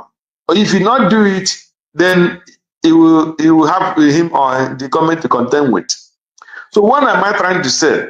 So when Wazirike take it that sword in his hand with Nigerian government, they render him powerless to act. Because if Wazirike did not take any money, he cannot tell me that somebody who fought for Biafra, who is fighting for Biafra, and then Nnamdi Kanu come, a younger brother, that through him he spring up to fight this battle, and you and the person who started it and you won Biafra. And when Nnamdi Kanu started it, you join Nigerian government and start fighting Nnamdi Kanu. If you know that you were tired, why not close your mouth and stay on your own? You don't be quiet in anything. It's not your business. You have stopped, you have stopped. Instead, he joined Nigerian government and Igbo politicians and started fighting Nnamdi Kanu. And when he came to the time of Simon Ekpa again, what did the Igbo governors do? What happened? What is the cause of insecurity in our Biafra land today? What is the cause of that insecurity? There was nothing like insecurity in Biafra land. It was only the Fulanis who were going to the farm, kidnapping the Igbos, kidnapping all the priests, going to seminary, and going to the farm, destroying, raping women, and doing all this sort of evil. Before Nnamdi Kanu started calling on the Igbo governors, Biafra governors, form your own security. Make sure Fulanis are coming. Form security. Make sure the Biafra land is protected. Form security. And they did not do it. At a time, he was forced and said, I am going to form security that will go inside the farm and start protecting, chase all the Fulanis who are raping women out from farm. All those people, drive people out of farm in Igbo land. I will use Eastern security to fight against them. Then He formed the Eastern Security Network. They all went inside bush and started chasing all the Fulanis who are living inside the bush. They built houses inside the bush and started chasing them away. That was the cause of the problem in East. When the so-called Hope Uzodinma came, Hope Uzodinma took it upon his head and started the problem in Imo State. He take it upon himself that he must destroy everything that called Eastern Security Network, and then the Biafran, the Igbo governor started forming the security. The security they were formed did not go inside the bush to pursue the Fulanis away. They started chasing every Eastern Security Network who is protecting the land. Then it became a clash between the Eastern Security Network and the Ebubago people. Until Nnamdi Kanu was kidnapped. And when Nnamdi Kanu was kidnapped, what did the IPOB, those who betrayed Nnamdi Kanu, did? They sold Nnamdi Kanu and they seized the Eastern Security Network and they hand them over to the governors. And then they started, but the people in the homeland said, no, we will not stop sit at home. They started stopping sit at home. Simon Ekpa started calling the IPOB leadership DOS. Let us listen to those people in the home who say they will not want to stop sit at home. Let us help them. Let us not have problem between them. Let us build this our house. Come together, do anything. They started attacking him, calling him names. That is where this problem started generating. They started attacking their own who come to rescue, to help. Even when Nnamdi Kanu on his destiny pronounced, let Simon Ekpa be on that very category. They stayed over their dead body. So the point I'm trying to make here is this. The Igbos are not intelligent enough, because if the governors were intelligent enough, when Nnamdi Kanu formed Eastern Security Network and they did not disturb any police or any army or anybody, they would have stopped those Fulanis and sign the law that no Fulani will come and do any grazing in the Igbo land. That would have pursued the Fulanis away from the Igbo land. Instead, they say, go and kidnap Nnamdi Kanu. He is causing problem. And when they kidnap Nnamdi Kanu, then they carry military and they come in Biafra land. The military did not come and say, okay, we are going inside the bush to pursue the Fulanis. Instead, they started going to taking information from the Eastern, from those people that China Sangor and Chike don't see them, that those people that refused to obey them, they started going to their houses one by one, killing them and burning the houses, burning Biafra houses, destroying their businesses, going to the business markets, going to the shop. When they come where people are selling tanks of a PVC tank, they will destroy it. When they come inside the bush, inside the market, they will be shooting guns. I wish all those films, all those videos that time, people will start bringing them out. I don't have any. I don't have all those things, because why I said the Igbos are the problem of ourselves is because how can you be a governor and the army will go inside the market and be shooting gun and people will be dying, and go inside businesses, bulldozing houses, destroying properties and killing people, and you as a governor keep quiet? Where Boko Haram exists for years, none of them have been gone to their villages and started going to their villages and kill people, innocent people, and burning their houses and pulling down their attached house and everything. But you as a governor allow it in your own land, and those insecurity started. And when Simon Ekpa was crying, let the military, if any person is committing crime, go and look for that person. If you get him, arrest him. Stop killing innocent people, going to the villages and killing people and burning houses. If you continue doing this, we will come up and defend ourselves. The IPOB joined the sole governors and started writing petition against Simon Ekpa and calling him a terrorist. So we have been the one cleaning ourselves and cleaning our people. That is why I concluded that the Biafrans are not intelligent. In any way, they are not. I remember when Nnamdi Kanu defended Ojo Zokalo, even though he knew that Ojo Zokalo is his enemy. But when he went to jail, he said, I will not leave him. He's our own. Because others have committed the same crime. Why do you not arrest these certain people? Why must you arrest all those accounts? Even when I know he is not right, but you must release him.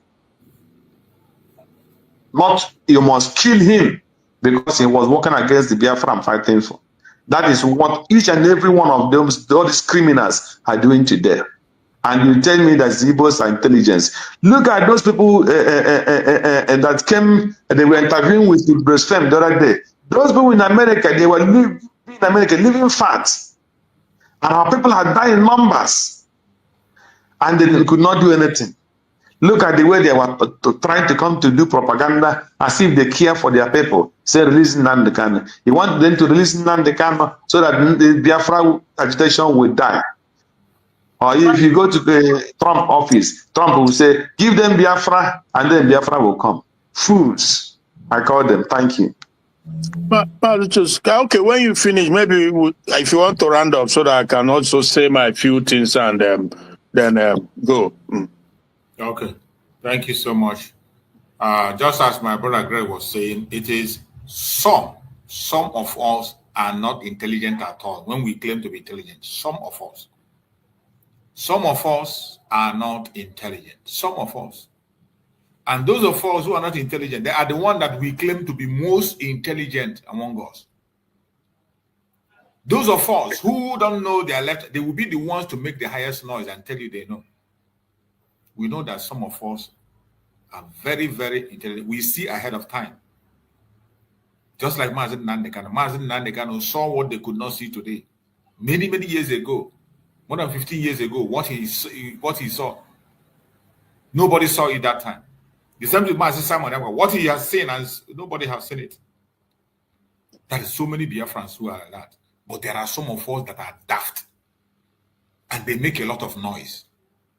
They claim what they are not. They want to showcase themselves. They are full of praise singing. They want to praise themselves anytime you see them. They want to make noise. Even when you are saying reasonable things, they want to jump in and make themselves sing. We have many of them. And I ask you, if you are one of them, why do you celebrate the pain, the failure of your brother with the enemy? Remember, betrayers end badly. We came out in Abuja, you shot them for no discernible reason. And all of you saw soldiers with live bullets killing people in broad daylight. No major news outlet carried it in the world. They've bribed all of them. I'm saying it on camera. And I wish that the US Congress can call me to testify. The American ambassador, that woman took bribe from Nigeria. Nigeria bribes every ambassador that comes to Nigeria. They give you loads of money, so you will never report what is happening in Nigeria. You don't know that? I'm saying it live on camera. I wish they can call me in America, come and testify. I will do so. The British High Commissioner is as corrupt as the devil. That woman. She was the one that was responsible for the murder at Lekki. When she went to see Tinubu, I warned everybody, look at this woman, the army will open fire. Not up to 6 hours to open fire, that woman. Yeah. That's another line. All of you are just looking. Anyway, most of you are blind, you cannot see. And Japan and more. We see things that the mere mortals cannot see. That is why Elohim is with us. That is why everything I say comes to pass. It must happen, it must come to pass. I told them that when we were giving thanks and praises to Elohim, I told them that this horn this trumpet that we are blowing, anybody who has it in Nasarok will go deaf. How many days? And there was fire in Nasarok for the very first time. The zoo will be destroyed. Not that we may just get Biafra, so that when this story is written, our children will know that God did it, not man. Man put their faith in their chariots. You know, Britain, you have a member of the UN Security Council. You're very strong. You're powerful. You see, all these criminal US ambassadors coming to Nigeria. Yeah, you have money. You are US. You will always support Fulani. You people are openly supporting terrorists because of money. because they bribe you, because Halliburton has oil concessions, because there is a Shell and everything. Everybody's milking Biafra. Because of that, it is better we support terrorists. They'll kill the innocent. And your diplomats. Your diplomats presiding over the slaughter of the innocent. You cannot speak the truth. We are in the middle of a war. The Fulanis have levied war on every indigenous population, ethnic group in Nigeria. All of you can say it.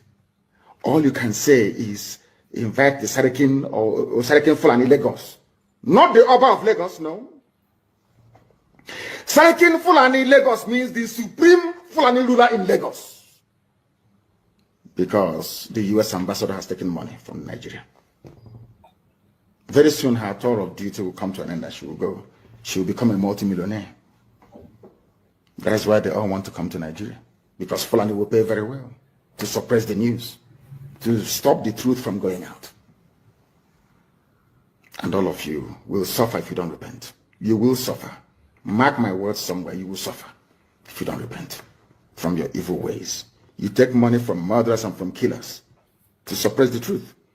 Biden doesn't know what is happening in Nigeria because they rely on the ambassador to feed them accurate information. And that is not happening because they've been bribed.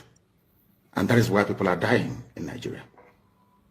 Nigeria is the only place in turmoil, not making it onto the front pages of newspapers all over the world. Nobody talks about it because they are all compromised. They've been bribed. We don't need your one Nigeria to survive. They tried, can you imagine the nonsense? They brought in their food blockade. They said we will not send food to the south. They are perishable goods. So the items got spoiled in the north. The government now turned around to pay them almost 500 billion. They are the ones that said they will not sell their goods to the south. Their goods are now rotten in the north. And the government paid them compensation of nearly 500 billion. And you're in one Nigeria. Tomorrow morning, you idiotically wake up in the morning and say, I'm a Nigerian. As I said before, before I used to blame white people for racism, I no longer blame them for it. Because we are the cause of racism. Our stupidity as black people is responsible for the way we're being treated all over the world. Very sad indeed. Very, very sad indeed. We don't need them to survive. We don't need them. And we can give them the oil and gas for free. As I've said before, allow me to repeat. The oil, apart from granting citizenship to every northern Christian, I mean Core North, I mean the Sharia, Arewa, Janjaweed North, you will all live in Biafra land, where you can practice religion without fear or favor. Another thing we're going to do is to pipe free oil and gas across the whole of West Africa. In Biafra, Oduduwa will receive oil and gas for free. You see, Benin Republic, oil and gas for free. Togo will receive oil and gas for free. Ghana the same. All the way to, heaven knows, I think, Western Sahara. Do you know why? Because we want the economies of all these countries to grow as well, because they're going to buy our goods and services. They will buy our goods and services. That is why we need the economies to grow as well. A Biafra will offer free oil and gas to the entire West African coastal region. To tell you, we don't need oil and gas to survive as a people. We are not fighting for Biafra because of oil and gas. We are fighting because it is the will of God, and we must be free. We are free people. We were free before the white man came, and we shall be free once again. And as I've been telling people, and they do not, or some will not understand or hope to understand, what we are doing is of the spirit. The likes of Shoyinka must stand up to speak the truth. Obasanjo, you must speak the truth. You have heard our Supreme Leader Nnamdi Kanu. His message are new every morning. Each time you hear it, it will be talking about what is happening presently. Anytime you hear his voice, it is a revelation of what is happening presently that he has spoken about many, many years ago. That is when we play it, if you come down and listen to it, you will have an answer to your questions. And I urge every Biafran, spend at least 10 minutes every day on his message. Anyone you can lay hand on, spend 10 minutes on it. And the speech of our Supreme Leader Nnamdi Kanu here reminded me of one event, although I cannot be able to share the video here because of restrictions of the YouTube. Many of you must have seen the video. What transpired during the Easter time in Bauchi State. Bauchi State, where Christians were doing procession. They were doing procession for the Easter. And a truck, somebody drove a truck, a terrorist drove a truck and ran over people who were doing procession during the Easter period. It did not make head news. Many of us didn't see the news. Their conventional media, the content was not outraged. In Bauchi State, the video is still there online. You can only see it on social media. I saw that very video, and I can't share it on YouTube here because of the restrictions. But many of you must have seen that video. That is the contraption that they tell you to be part of. And I bet you it is not going to go down well. And every one of us, we are going to leave this Zoological Republic no matter what happens. So as we are rounding up now, we are going to be rounding up and take our closing remarks. And I can see our brother Max just joined us. Hey. Let me allow my brother Christian to give his closing remark before Max coming, because Christian is busy with his work. Maybe he might be leaving anytime. So let's receive Christian's closing remark. And after Christian, then we can go back to Max to give us his submission and then his closing remark. Go on. Okay. All right. Thank you. Max, happy Easter, Abby. Then I wish you the same, sir. Yeah, God bless, bro. God bless. So my point is that just like Nnamdi Kanu have stated, everything he said is playing out before our very eyes. And as we speak now, Soludo, the conniving, treacherous governor of Anambra State, he's in the UK from what I heard. And the question is, what do you think he's coming here to do? Nnamdi Kanu's trial will be coming up. Is it not this week? Either this week or next week? I don't know. And is it, Massachusetts, is it this week? It should be next week. Okay. I think it's on the 20th. I think it's on the 28th, right? 28th. Okay. So that is next week. Yeah. So Soludo is here now because these are all globalists, conniving and conspiring, that global conspiracy, So you ask yourself, what is it? While Anambra, what he did to innocent, he ran away and he's here now. So, and Simon Ekpa also, I don't know, it was May, they said that this thing will be coming up in Finland. And I can guarantee you that the UK, their hand, they own Nigeria. Nigeria belongs to them. The Fulanis run it on their behalf. That is a fact, established fact. Like Nnamdi Kanu had just said, during that NSAS massacre, it was ordered from them, from the British, because for them, it was like, watch their empire about to collapse. Because the closest thing so far to the collapse of the zoo was the NSAS. It was very close to collapsing. If they have just hold on to maybe about another 1 week, that was it. But they could not watch and see it going down. They tried everything. So it was when that woman went and met with Tinubu, that Calamity met with Tinubu, and afterwards she left. Then the military was brought in. Then they off the lights, put off the CCTV camera, open fire and start shooting everybody, everywhere. Tell me anywhere in the world such thing will happen and there's no outcry and there's no accountability. Nobody is held to account. Afterwards, because it was under Buhari's watch, he came to UK. They gave him a rousing welcome. Job well done. Because he has protected their empire. So Soludo is colluding now with them to see to it, whatever, maybe the case of Nnamdi Kanu, because he knows what it means when Nnamdi Kanu is let go. But I guess at some point you have no choice because you can't continue to, every day is for the thief, one day is for the owner of the house. The same goes for Samuel Ekpa because, like I always said, it's like it's 1 in 2. These two guys, they are just the same goal, simple as that. So the good thing, which I also always emphasize, is that as they are doing the evil, plotting their evil, God is also there, having his way, because at the end of the day, he will have the final say.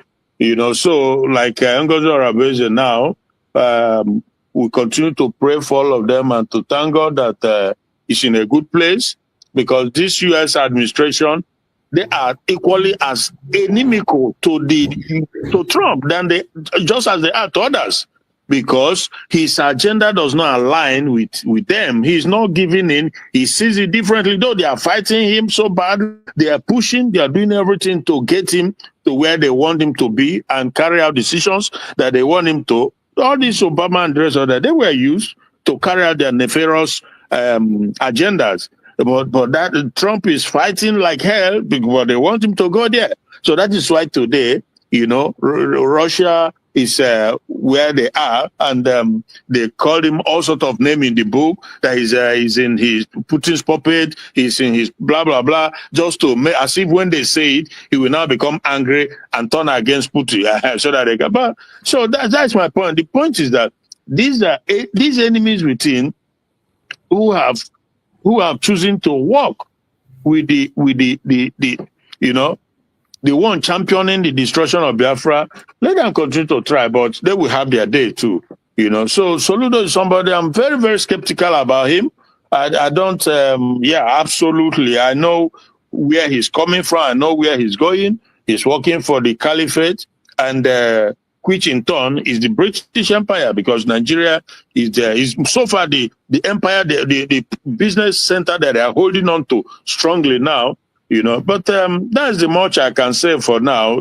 Thank you so much, Bra Chus, and everybody in the panel. Let's keep pushing, and God will see us through. Thank you so much. God bless. Thank you so much. I appreciate you, Brother Christian. Thank you for your submission. And I say, okay, let's hear from Greg first. After Greg, then Romax will take the mic. Okay, thank you, my brother. And my greetings to you, Awombomi Nwamunopi. Yes, yes, as I said before, I encourage our government to prepare for the worst. Let us prepare for the worst. That is my number one message. Number two message is just like our brother Christian said, Soludo in London. When they tell you that Tinubu say he is going to Europe for 2 weeks official work. So you must know that him going to France, and when he finished in France, he went to Britain. There is a commitment, there is a meeting that is going on in Europe here. And since Soludo and the Tinubu cannot be in the same listing to go for the same meeting, it will raise alarm and people will understand what is going on. There is a meeting that they are having in between the Finland, France, and British and Europe here. So if Soludo have gone with the Tinubu that time, it will raise alarm. So when Tinubu come down, Soludo has to go and say, yes, those meetings that they have with Tinubu, that he stand for it, because the British are very cunning people. When they come, they know that the profile of Tinubu, the profile of Soludo is higher in international and Igbo land, more than Peter Mba, more than Ephraim, more than Hope Uzodimma, and more than which other governor in Igbo land. So the profile of Soludo is more higher, and they will hold it accountable. So we will always think faster. So that is why when Tinubu come down, he have to go to, they have to invite him to come and seal and put his signature on those discussions that they have with they're having with Tinubu. So that is number one, because the people are not comfortable with the situation of Simon Ekpa and then Nnamdi Kanu. The Eastern is, they don't know where the Eastern, where they want to really know where the Eastern politicians stand in the things of Biafra. And that is one of the reasons why Tinubu went to in Britain. Because Tinubu, his game now is, if you people vote me out, if the Northerners vote me out of office, Nigeria will divide. That will be the message of Tinubu. And that is the message he used in win this, that makes him them to put him in this position that he is as Nigerian president. Because he used his brother to push so that they will have trust in him so that Nigeria will not divide. So now he is coming to tell them the position, telling them that the South, the Biafrans want to go. And if they venture put a northerner, that Nigeria will divide. That he is the only person who will hold Nigeria together. That is the meeting that you see that is going on. I'm just telling you the truth. So that is what Soludo is coming to do, or to put his own fingerprint. In this visit, he went to London. If you know, you know. If you don't know, know it. So my message is to our people: is let them prepare for the worst, because the Igbos have created a word. I was watching one film this morning where this is one of those guys at the African country. What's the name of that African country? Where the Igbos properties are being destroyed. It is a kind of I watch it. They say where they say pass, they come the new glass and everything. They were those new they were destroyed, worth over 200 something million naira, euro, a dollar. I don't know. The guy was crying on video this morning, and he said even some of them, the residents, he was telling the Biafrans in that country now, where they are not in South Africa, and not in this, that it's better when they come in such a land that people should carry their goods and look for somewhere to restore it, because they will come and to destroy it and destroy them. So the same thing goes to what Soludo is in Biafra land. So if you are a Biafran, you anywhere you are hated, you must bear that in mind and be conscious of what you are doing. Be careful and know your movement as a Biafran. They hate you in your father's house. The Fulanis use your brother to kill you. They will hate you in a foreign land where you are. The Fulanis pressure them to kill them, because the way they destroy Biafran's properties all over the world. If Biafra is a government, they will come out fight. But Nigeria does not want to hear anything Igbo people anywhere. So if they destroy your property, you're on your own. You don't have any government who will stand up for you and fight. And when we are talking about this Biafra, some of those people that their things are being destroyed in some other those African countries, they will keep calm. Nobody will fight for you. If Biafra come, nobody will destroy any Biafra property in any part of the world, because you will have a government who knows the right of his own citizens, and they will come out and fight for you. That's what we are fighting for. For everybody to put his hand on the desk to make sure that the battle is new. This battle for me is like they renew it now again. Let everybody face the worst, prepare for the worst that might be coming. I pray that this message goes to every single Biafran, no matter where you are. Prepare for the worst. That is my message of today. Thank you, Choose, for giving me this platform for to talk to Biafrans. And I pray that every message that comes here, that will sink into the heart and the ear of our people, for them to wake up and know that what we are doing is not a joke. Thank you, and God bless you, and God bless Biafrans.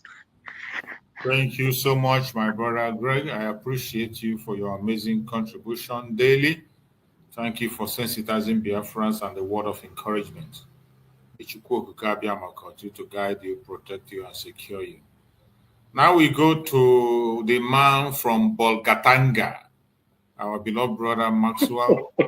You are late today, so speak to us all the way from Upper Region, Bolgatanga, Ghana.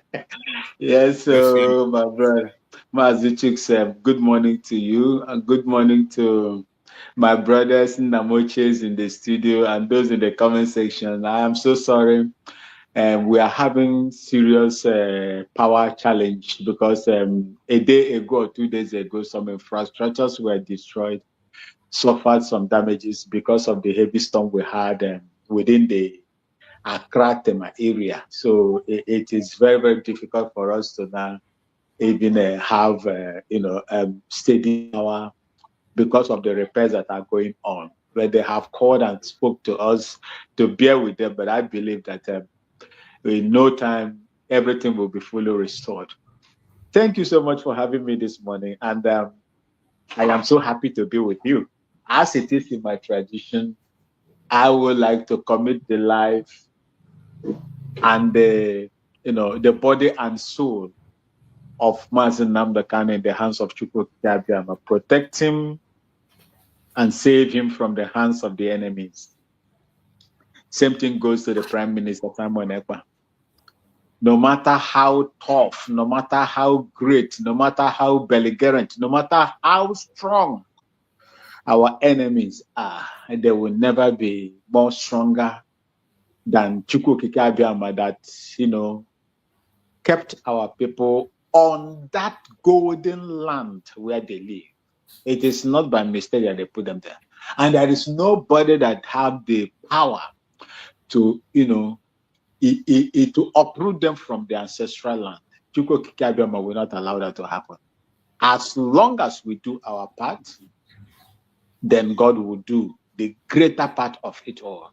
May God bless Dr. Ngazan Arabueze and all his members, cabinet members that are doing so great, pushing and pushing and pushing, without much support, financial support, yet they are still moving. May God continue to strengthen them and strengthen those that are dipping their hands into their pockets, their wallets, their purses to support this cause. May God bless the Biafran Defense Force in my mother's ancestral land, fighting on daily basis, not minding the difficult terrain that they are operating to carry out and defend the land. May God continue to keep them and protect them as well. You see, I have issues with what is going on. I listened to phone call, a recorded phone call between one online blogger with Innocent yesterday. I felt bad. The reason why Nigerians are not respected all over the world is the corruption and the dastard act of killing them on their own land by their own people, their own government. If your government will treat you, with impunity, kill you and nothing happens, buy you, treat you anyhow, sink you under multidimensional poverty, allow terrorists to come from Sahel to come and kill you, what do you think that outsiders will do to you?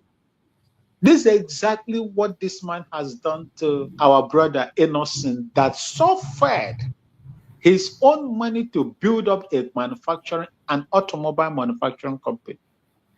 One of the biggest, private. Instead of you to support him, or if you are going to destroy that showroom, why couldn't you inform him so that he will pack his new vehicles? According to what I heard on the phone, they said close to about, is it a 20-something, vehicles they destroyed. And as this thing was going on, he is not in Anambra, just like Peter Obi did. Peter Obi was not in Anambra when Biafran agitators were killed, senselessly fired and thrown into intentionally. They do it intentionally so that when you ask them, they will tell you they're not in town when it happened. I wasn't there. I wasn't there. They would do their mago, set up a phantom commission and this nonsensical commission and this and that, and it would die down just like the Lekki Massacre Commission went.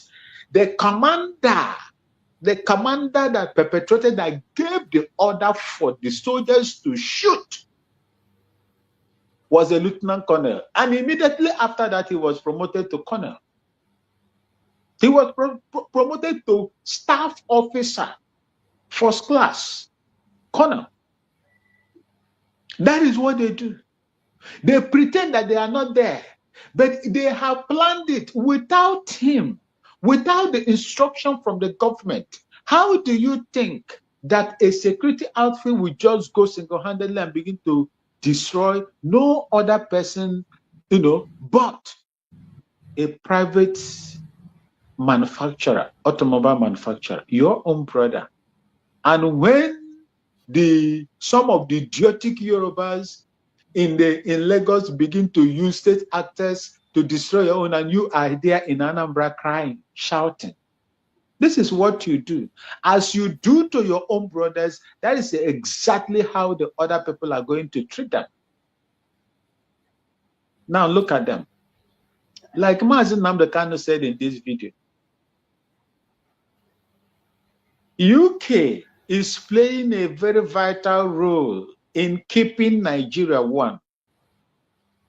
UK is manipulating all other European countries, including Finland. You see, today it is obvious, it is evidently proven to us that what I said that time has happened as well. If I'm a pastor now, I'll be playing it all over that, my prophecy has fulfilled. I look at the NATO, the inclusion of Finland within this period. I discovered that there is something wrong and something is going to happen. But I could not say. I said it to someone in a space, in the midst of Biafrans as well. Someone told me in my DM, I not talk like that. It might not happen. I say right inside my heart, I knew that this will happen.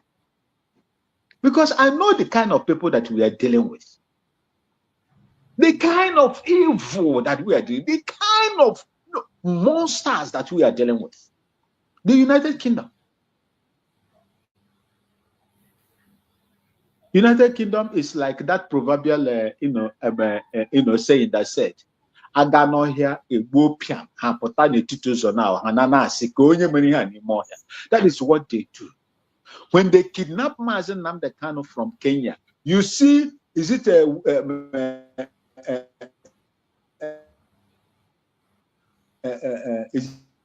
road president of Kenya at that time? So, what is that man's name? Hey, Mazichix. The one that was presiding when Mazen Nnamdi Kanu was kidnapped in Kenya. Where? In Kenya, the president that was on seat when Mazen. Yes. Hey, what is this man's name? Okay. Don't worry about it. Immediately they kidnapped Mazen Nnamdi Kanu in connivance with the United Kingdom and Nigeria. What happened? You saw the conglomeration, the gathering of the vultures. Buhari, the imposter, the Kenyan president in London celebrating and target corruption. What they went there, summit, they went there to go and do. They went there, they congratulated them for aiding the kidnap of Mazen Nnamdi Kanu, knowing full well that if they pass through the due process, they will not succeed. If they could have succeeded in Kenya to bring Mazen Nnamdi Kanu through due process of extradition, why didn't UK, trigger it in the United Kingdom?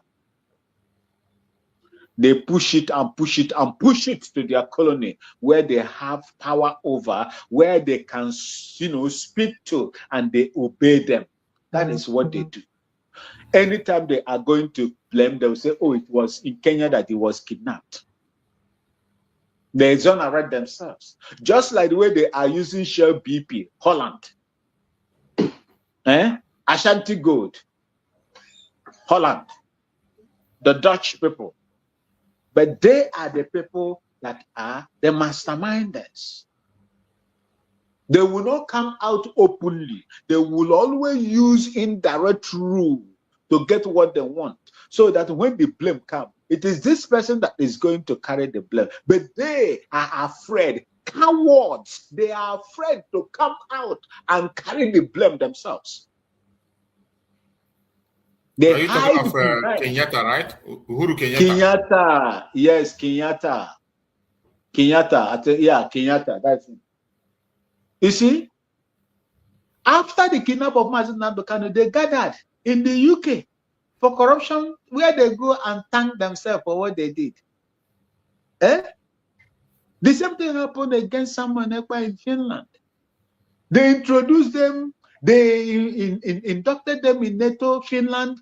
For many, many years, they've been fighting to enter into NATO. They said no, they won't give them. They said no, they will not give them. But immediately someone else started pulling the string from there. They said no, we have to bring these people. And once we bring them, we are going to, manage them. And immediately that happened. Finland, that was supporting him that time, now begin to sing in a different tone. That is to tell you that we are fighting a very serious war. Just like Craig said, we have to be very, very careful this time around. Ndị Igbo anyị sị na nka ogologo a na-arụ arụ, nka ogologo a na-arụ arụ, instead ọ ya arụ a na-akọt ya, a na-amanechikwa ya, nka ogologo a na-arụ arụ. In as much as we are in this fight, we are not going to find it easy, my people. And we must understand that. We must understand the nature of the war we are fighting. We must also understand the belligerent nature of the people that we are fighting against and their stooges. That's what we should understand. And I would have loved in a situation, I will not say anything now, but you see, as we are planning on equipments, we must be planning for equipments as well. And this is where Biafrans, the contribution has to, play a very important role.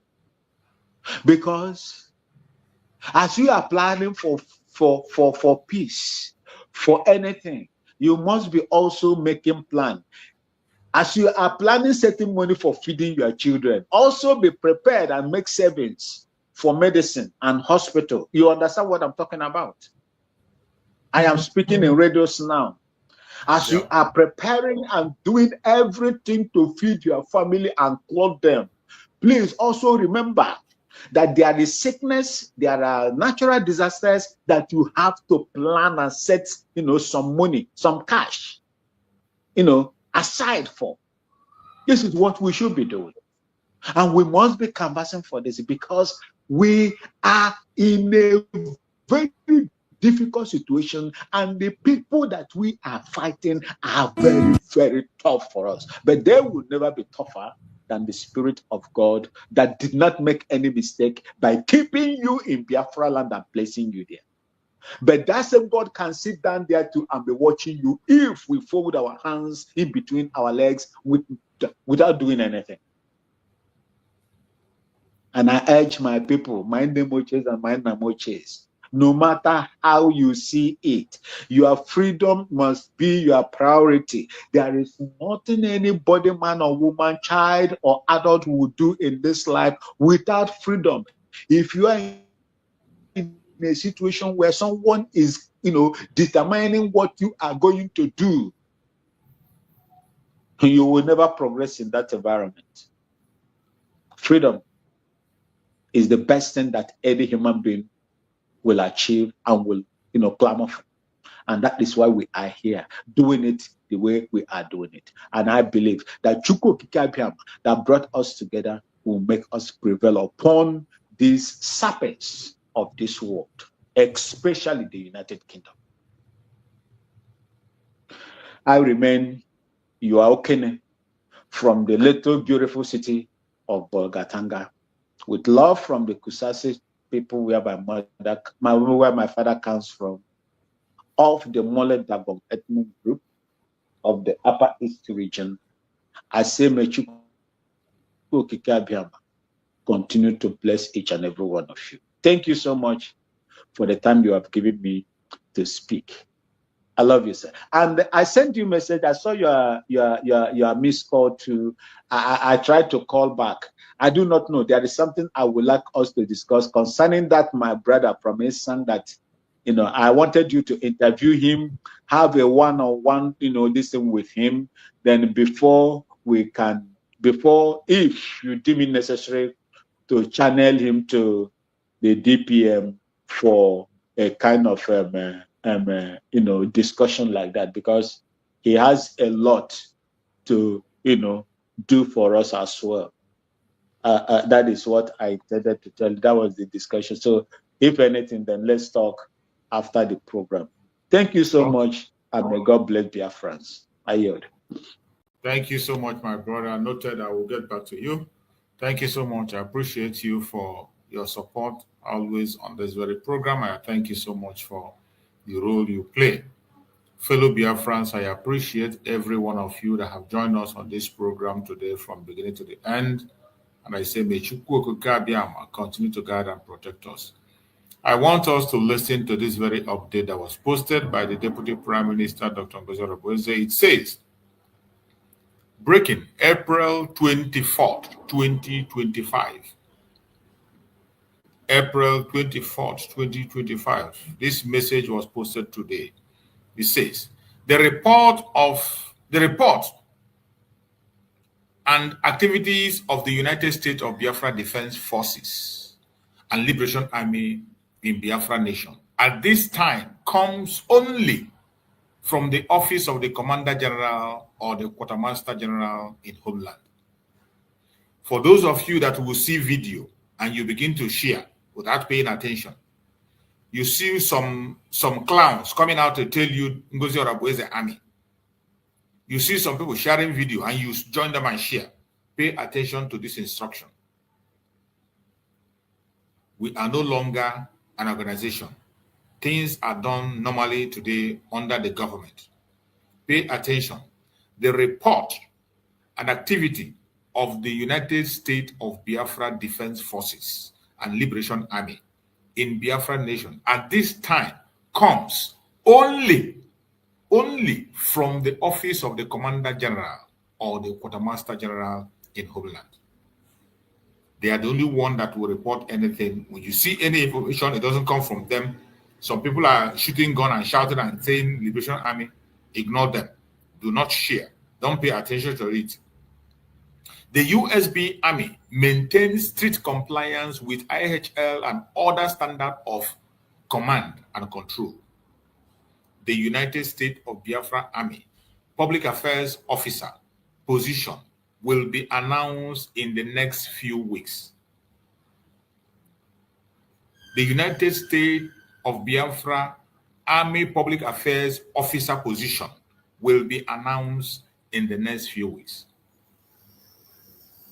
All these things are being put in place so that you don't believe false information or you begin to carry false information around. It will help you to know where to digest your information. But it's so sad that some of us Biafrans are not following these platforms. You are not following the platforms. Follow the Deputy Prime Minister, Dr. Ngozi Oronigwe, the Chief of Staff, on her platform. This is her platform. Go to X and follow this platform. Look at it. Ngozi Oronigwe, Chief of Staff, Brigade. That's what's written there. Go and look for this platform on X and follow it. Every information you get in this platform is accurate. When you hear your rumors, you first of all come here and confirm. If you don't see it here, it means it doesn't exist.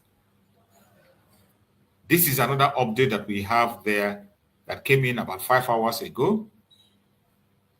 The update that came in, the update says, breaking survivor whistle. First batch of survivor whistle for Biafran just arrived Biafran Nation today, April 25th, 2025. Distribution to Biafrans will start as soon as logistics from the 40 states governors are in place. The United States of Biafra indigents are steadily kidnapped, invaded at night, houses broken into, and forceful disappearance done by the Nigerian state. Nigerian DSS is currently holding over 100,000 Biafrans incommunicado across cells in Nigeria just for being Biafrans. Many have been killed or missing without trace after abduction from their homes and community. A survival whistle is primarily used to signal for help in an emergency situation, especially when you are lost, stranded, or in need of assistance. It's a loud and reliable way to alert others, including search and rescue team, to your location, even in difficult conditions where shouting might not be effective. A whistle, piercing sound, can be heard much farther than a yell and can be used to signal a variety of messages like "help me" or "come here." Biafrans approve and are very happy with the introduction of the survivor whistle. This is the picture of the survivor whistle. Some of you must have seen it. This is the picture of the survivor whistle. It has now been supplied and it has arrived Biafra land, and very soon the distribution will start. Every Biafran will have it to use it when they are in trouble, to call for help, to draw attention of people around, to draw attention for help. That is the purpose of this very survivor whistle. It will be shared free to all Biafrans for them to use to call for help when help is needed. These are informations that you must know. That is why I say follow the platform that is known as the Biafran platform, like this very platform of our Deputy Prime Minister, Dr. Araboise. Follow it, you will get information that you need to get. Another platform you must always try to follow is the government platform, the United States of Biafra platform. Every one of us know it. If you are not following it, make sure you follow the United States of Biafra platform. In that platform, you will get update and informations that you need to get. This is the United States of Biafra government. This very platform, you can see it on the screen. United States of Biafra government. United States of Biafra government. Verified account. All these accounts are verified. Verified account. This is a government account. Every information you see here is authentic on X. Every information you see here is authentic from the government. Follow it. We also have the platform for the information, Secretary of Information. You can follow her platform, also follow the government platform or the information, and so many platforms that we have always shared here. Make sure you follow them for your informations so that you will not be deceived and be distracted. My fellow Biafrans, I appreciate every one of you that have been with us on this program from beginning to the end. And I thank you for being part of the program. I say, may Chukwu Okike Abiama continue to guide and protect all of us. Wherever you go, remember, we have a responsibility to protect Biafra. And do not rejoice in the pain and failure of your own brother, because betrayers never end well. They end very badly. May Chukwu Okike Abiama guide and protect every Biafran. May Chukwu Okike guide and protect our Deputy Prime Minister, Dr. Ngozi Araboise. May Chukwu Okike guide and protect our Prime Minister, Mazi Simon Ekpa Njoku. May Chukwu Okike guide and protect our Supreme Leader, Mazi Nnamdi Kanu. No weapon formed or fashioned against us shall prosper. Thank you so much for being part of this program. See you again tomorrow, same time. Stay blessed. This day we gather round to honor the heroes, lest they be forgot by Biafra soldiers.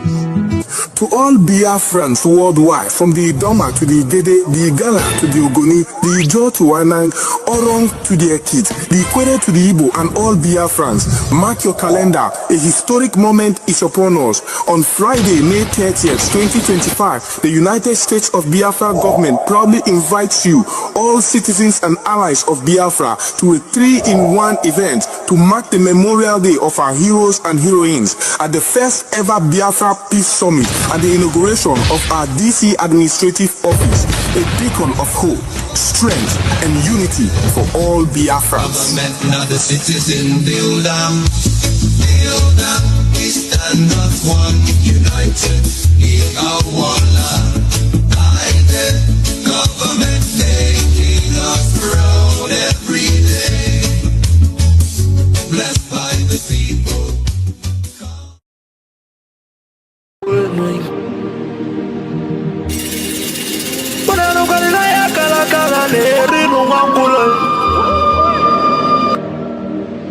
Na wana na mose vive na kiti enui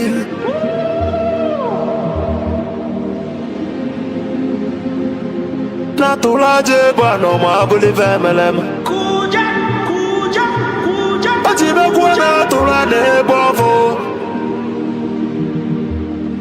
timalugo no nugodo kokodo nyano be hule Nandi moda tunilu na ya kalakana kwa lerinu mwangulu ngula matali woso jere futa mbaka njuba diali kama abulezi okwenu na baka la kelwego nezienu n'ụbọchị akala kelwego n'odezi maka na ababa n'ụwa aralu n'uteyi ụmụ Biafra kụnyelu ụmụ Biafra kụnyelu ụnanụkwara igbe ọnọdụ ụlọ mọnọ n'ezi bịa kenenu ọnọdụ enu lira tọnọ na ndagwurugwu senyi tọnọ n'ugwu gbadata Kanye wele fobi wena tabanu banyo Makana njuko no 1 million no we bofu wa mabulezi okwe Naka ni kwata million ke kwa wacha sienyi ka kezu ezo pabule be wero tamanu Umo Biafra kuyenu Kanye wele fobi wena tabanu banyo Makalo fobi abakama Nana nugo noe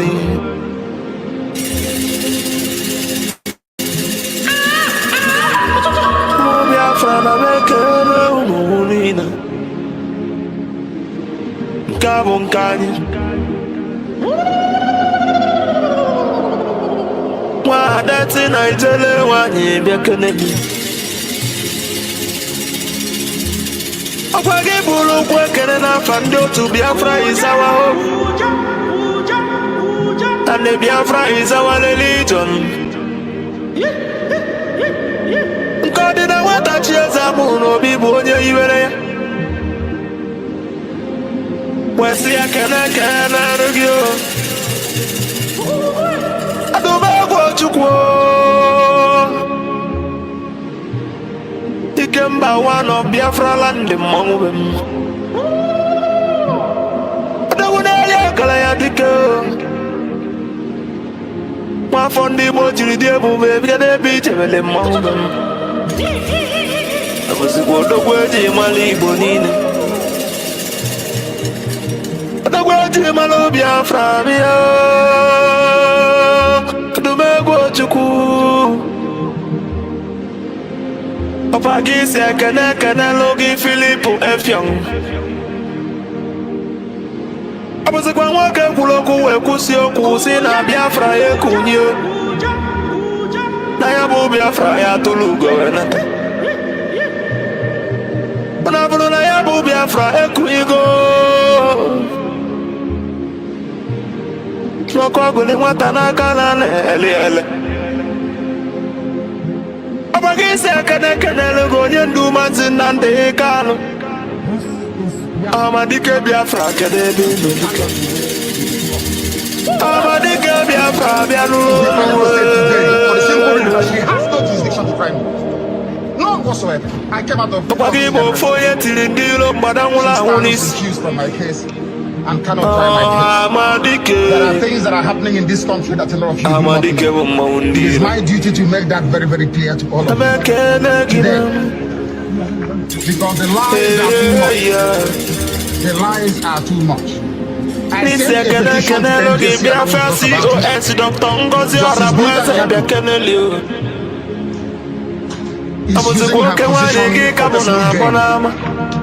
for personal gain. Her son and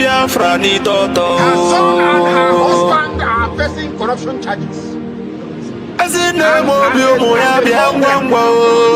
told them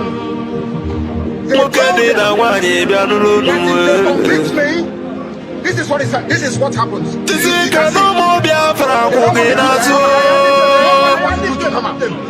Nobody wants to do this.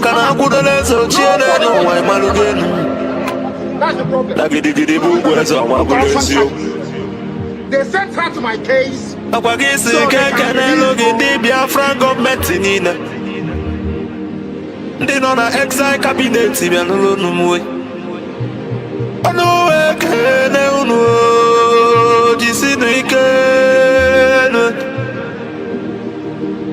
na tukunanda na ya ba unuba baka no ya sulobe ya toka imalugenu jisinike kada lo mo di Biafra revelation